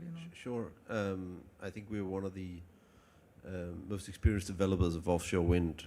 We're delivering offshore wind power currently in the US and Taiwan, and we're building in South Korea, in addition to what obviously we're doing in Europe. So I think there's very few people out there who've done more offshore wind in new markets than us. It can definitely work, right? In terms of the technical viability, it's doable. I think the question we struggle with, having looked at this quite a bit over the last 6 years, is we're not really sure why it's needed. We think that there is very significant onshore potential. We also think that the nearshore potential, which is a different technology, is probably more attractive. So we're not sure why it's needed. And we do think no matter what happens, the price of offshore wind, as far as we can see, maybe there are other people that are smarter than us, will be at a substantial premium to onshore and nearshore wind. And we're therefore not sure who's going to pay for it. Those are sort of the two fundamental questions that we struggle with. We're very interested in it. We would love to do it. We've had meetings with lots of stakeholders over the last 6 years, and we will happily engage. But we do think that probably in this sort of renewable energy spectrum, there might be other technologies that are better suited to deliver on sort of the needs that India has, and probably also Tamil Nadu. But we are very interested in it, so that's sort of how I would characterize it. Tanti, your views on offshore? Yeah, I think I resonate with what Peter has just mentioned. I think let's just to put the international context into India context, if we were to look at, I think today, renewable energy has become at the forefront of the energy transition for our country, primarily because of the cost of electricity that we can produce from renewable energy. You know, it has become the cheapest source for us to make the. So it's while it is important from an environment point of view, it makes pure economics, and that's the reason India is going in a big way. Now, the moment you talk offshore, and if you look at even the international, you know, some of the countries which have gone offshore, primarily they have gone for two reasons.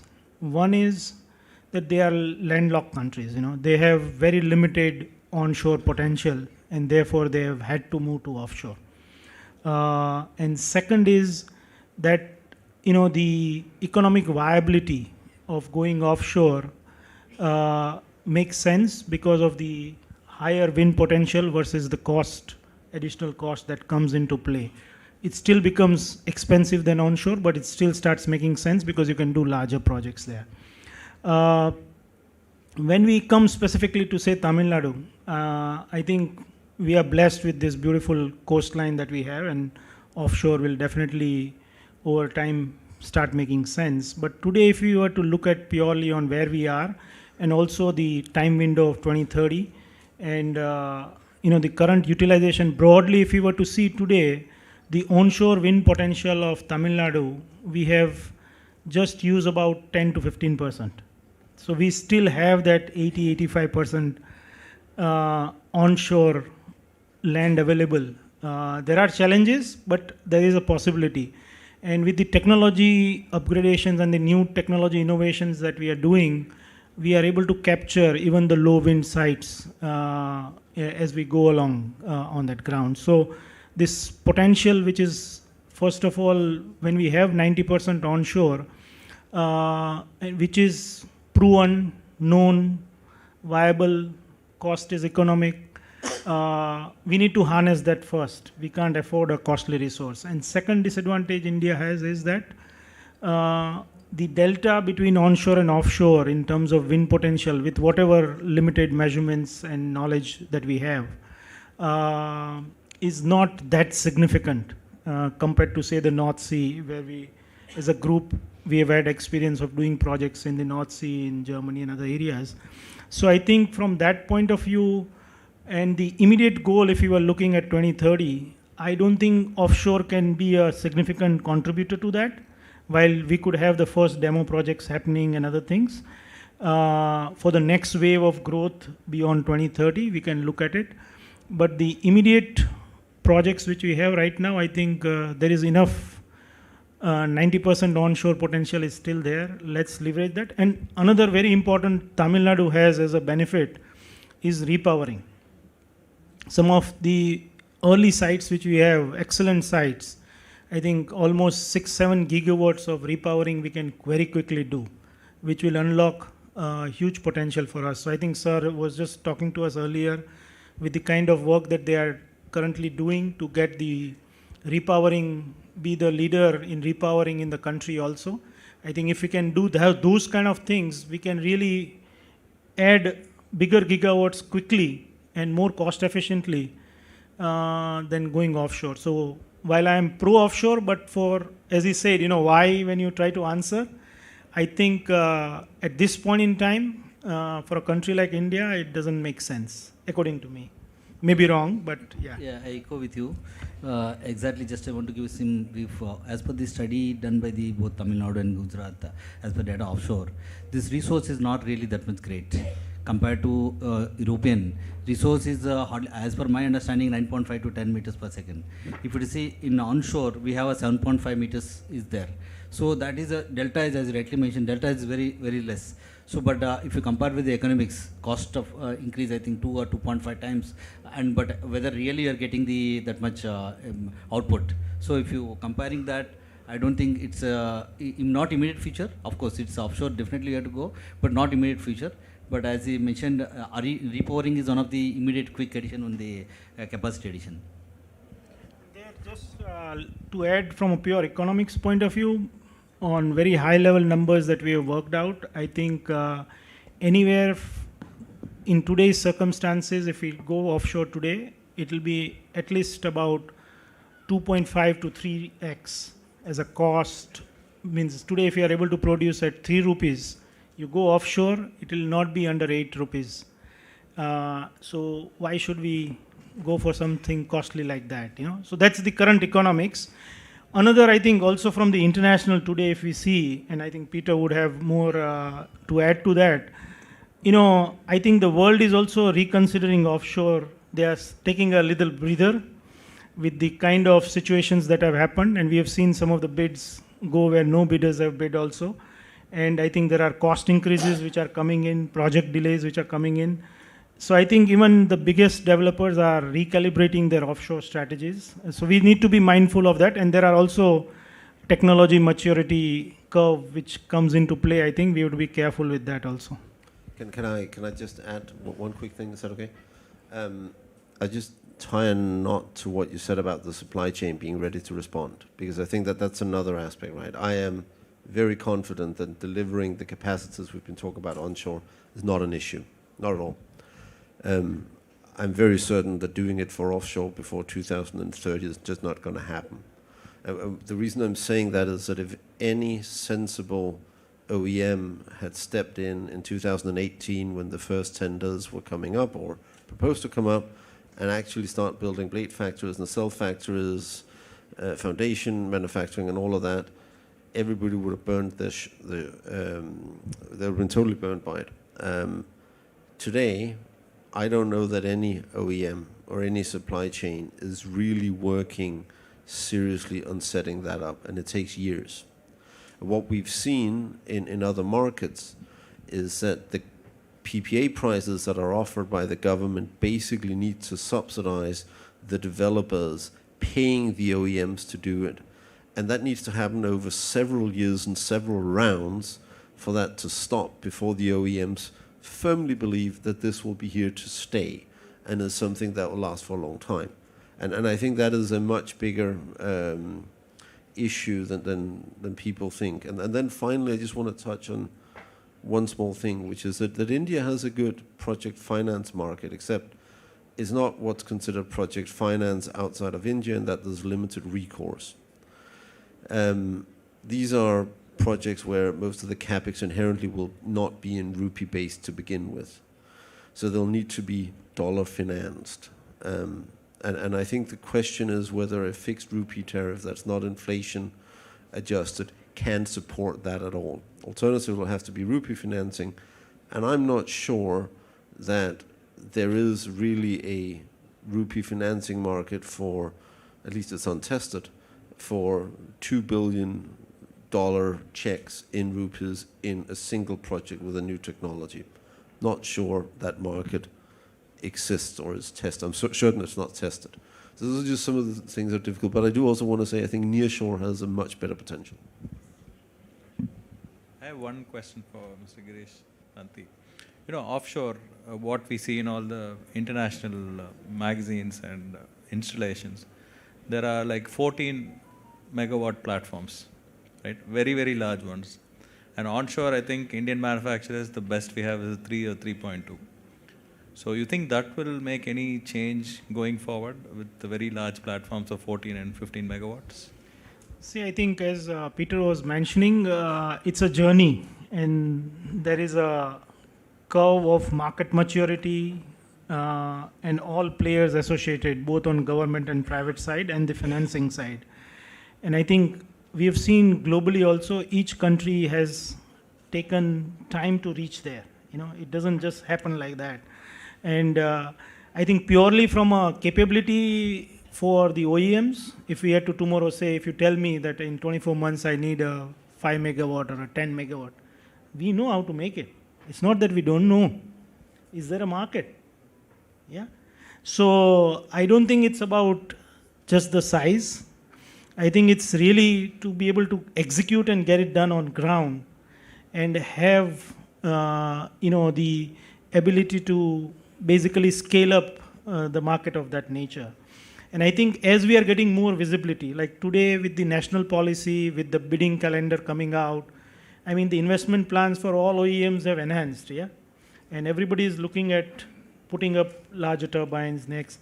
So I think the more, and that's what I was saying, sir, also, that the more we can give visibility to Tamil Nadu on really how we are going to happen, you will see larger technologies will also come. Because for all that, there is an R&D cost, there is the whole cycle which has to go through.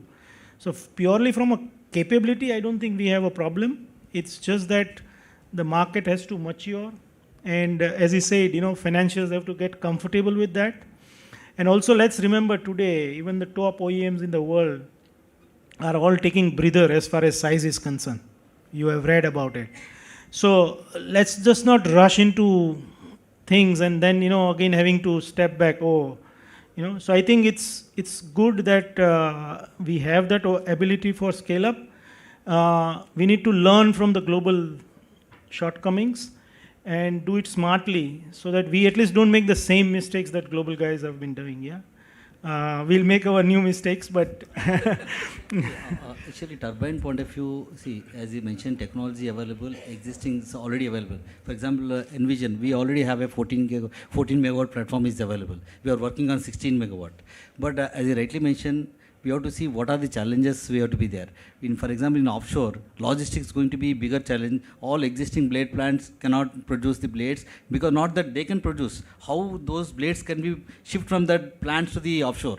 So we have to manufacture, build the plants near to the shore only. There only we have to build the entire manufacturing because the sizes are going to be huge. So that is a different overall business. So it will be different challenges will open. Just mindful of time. It seems like after cricket movies, offshore is the topic to debate most. But I'm just being mindful of that. Yeah. Point, because I think it looks very depressing that offshore there are so many challenges. One advantage of offshore I'd like to talk so that we end on positive note. I think who is working in electricity market talks about RTC power. I think whatever renewable talk ultimately will come to RTC.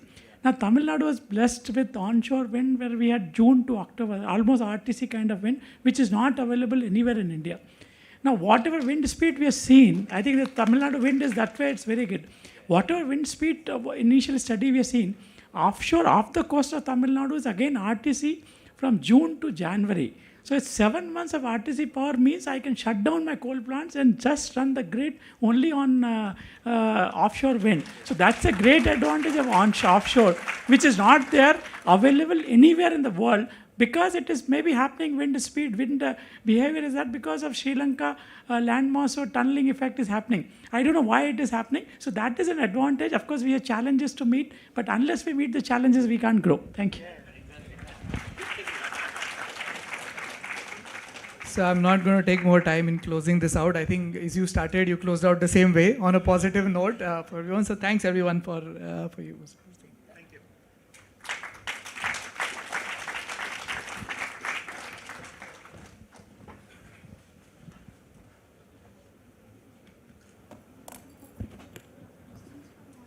With the permission of the moderator, the floor is now open for question and answer. We kindly request you to state your name and organization before proceeding with the question or comment.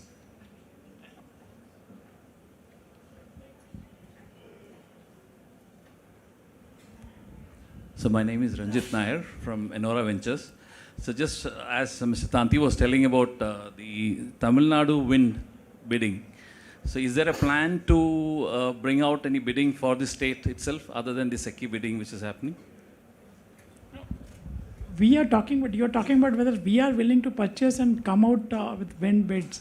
In the sense, we are willing to purchase whatever you are doing it through TNERC determined tariff, of course, or maybe nationally discovered tariff, whichever is low. That is what we have been talking about. So we are not going by specific bidding model, but what we want is perhaps you have to do an open access is what we are offering. I think the biggest advantage is we are offering open access. So whatever you want to build, please build it and do the market thing, and so that you can sell it to all the consumers here and make profits. So actually, maybe your question maybe go back to FIT? No, maybe FIT, but feed-in tariffs which were there from Tamil Nadu since long. But even Tamil Nadu had their own biddings. for the state itself. It was bid here, and the connection was to the state, the substations. I'll So that request you has to stopped. wait for repowering policy to get released. It's not coming in this gym, but it will come shortly. Once it comes, it has all those components we are talking. I can't reveal it before the policy comes, but we are working on those Thank you so directions much, as well. sir. Thank you. Sir, on the same point, what he's saying, one more request.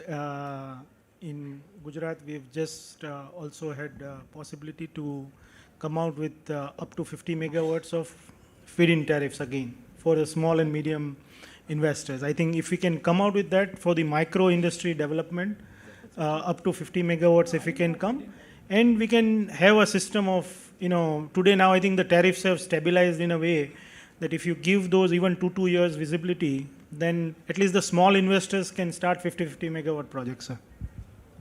FIT is something which need to be reconsidered, because it has been, because of this bidding and utility scale models. I think the FIT took second thing. I think this now for involving everyone in renewable, I think even small companies will have to bring in some form of FIT. We brought in, we are bringing it in solar, and definitely will be bringing in some form in wind as well.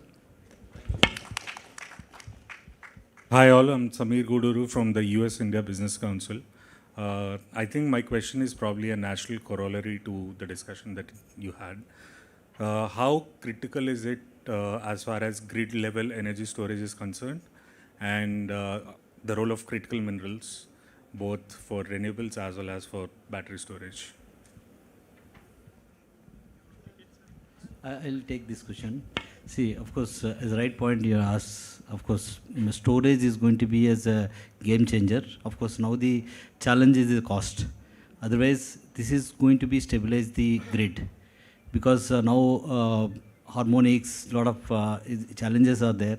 In India, is really not that much. I'm not telling, of course, we have a stable strength grid codes and everything is there. Compared to our European, they are very much stringent on the grid stability. So for that, storage is one of the thing, it can be fill that gap.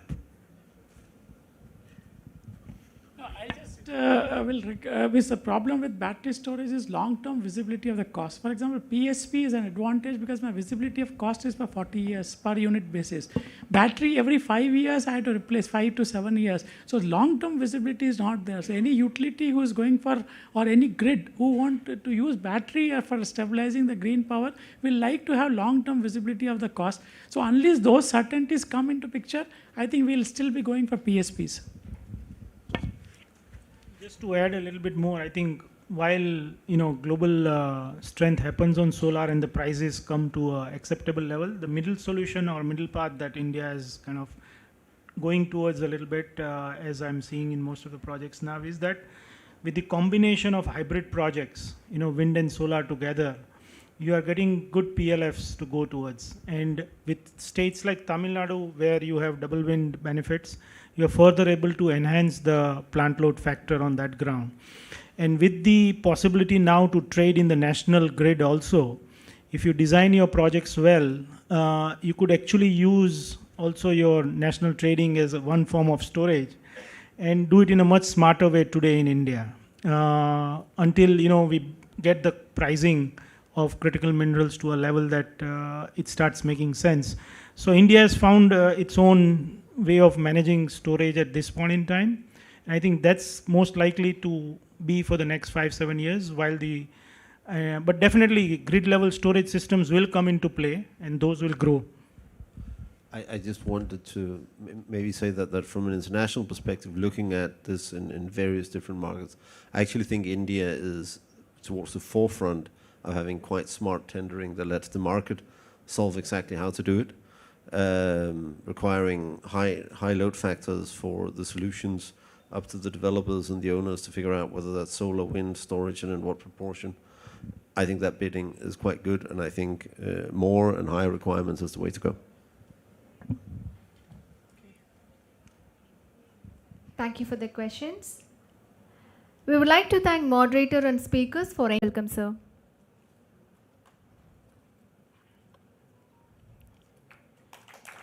And first felicitation to Mr. Rajesh Lagani, IAS, Chairman and Managing Director, Tangent Co.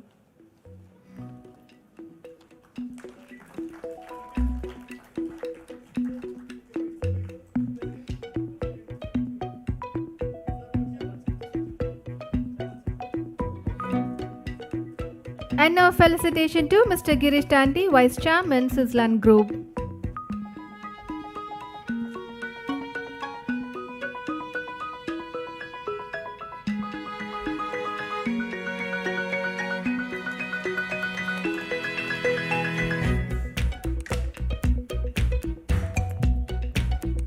Felicitation to Mr. Peter Janik, Associate Partner, Copenhagen Infrastructure Partners.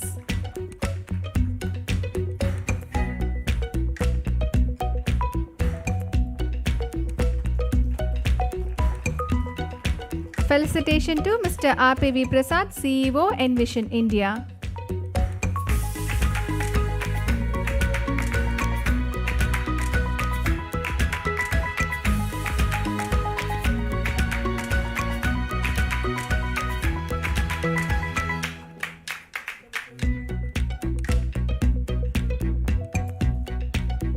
Felicitation to Mr. Rajiv Karthikeyan, Founder and MD, Leap Green Energy.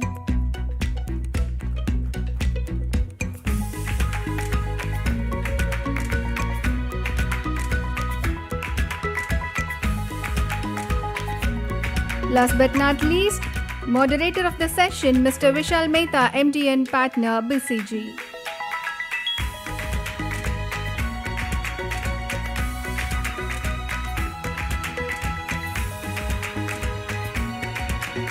Thank you once again to one and all for being part of the session and wish you all a productive engagement at the Global Investors Meet. Nandri, Vanakkam.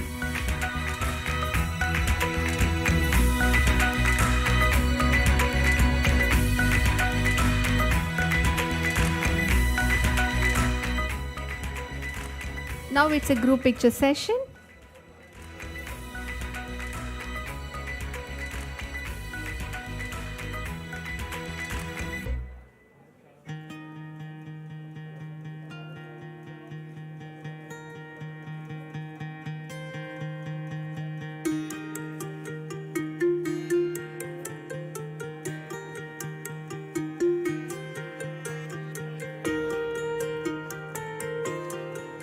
Once again, thank you all of you.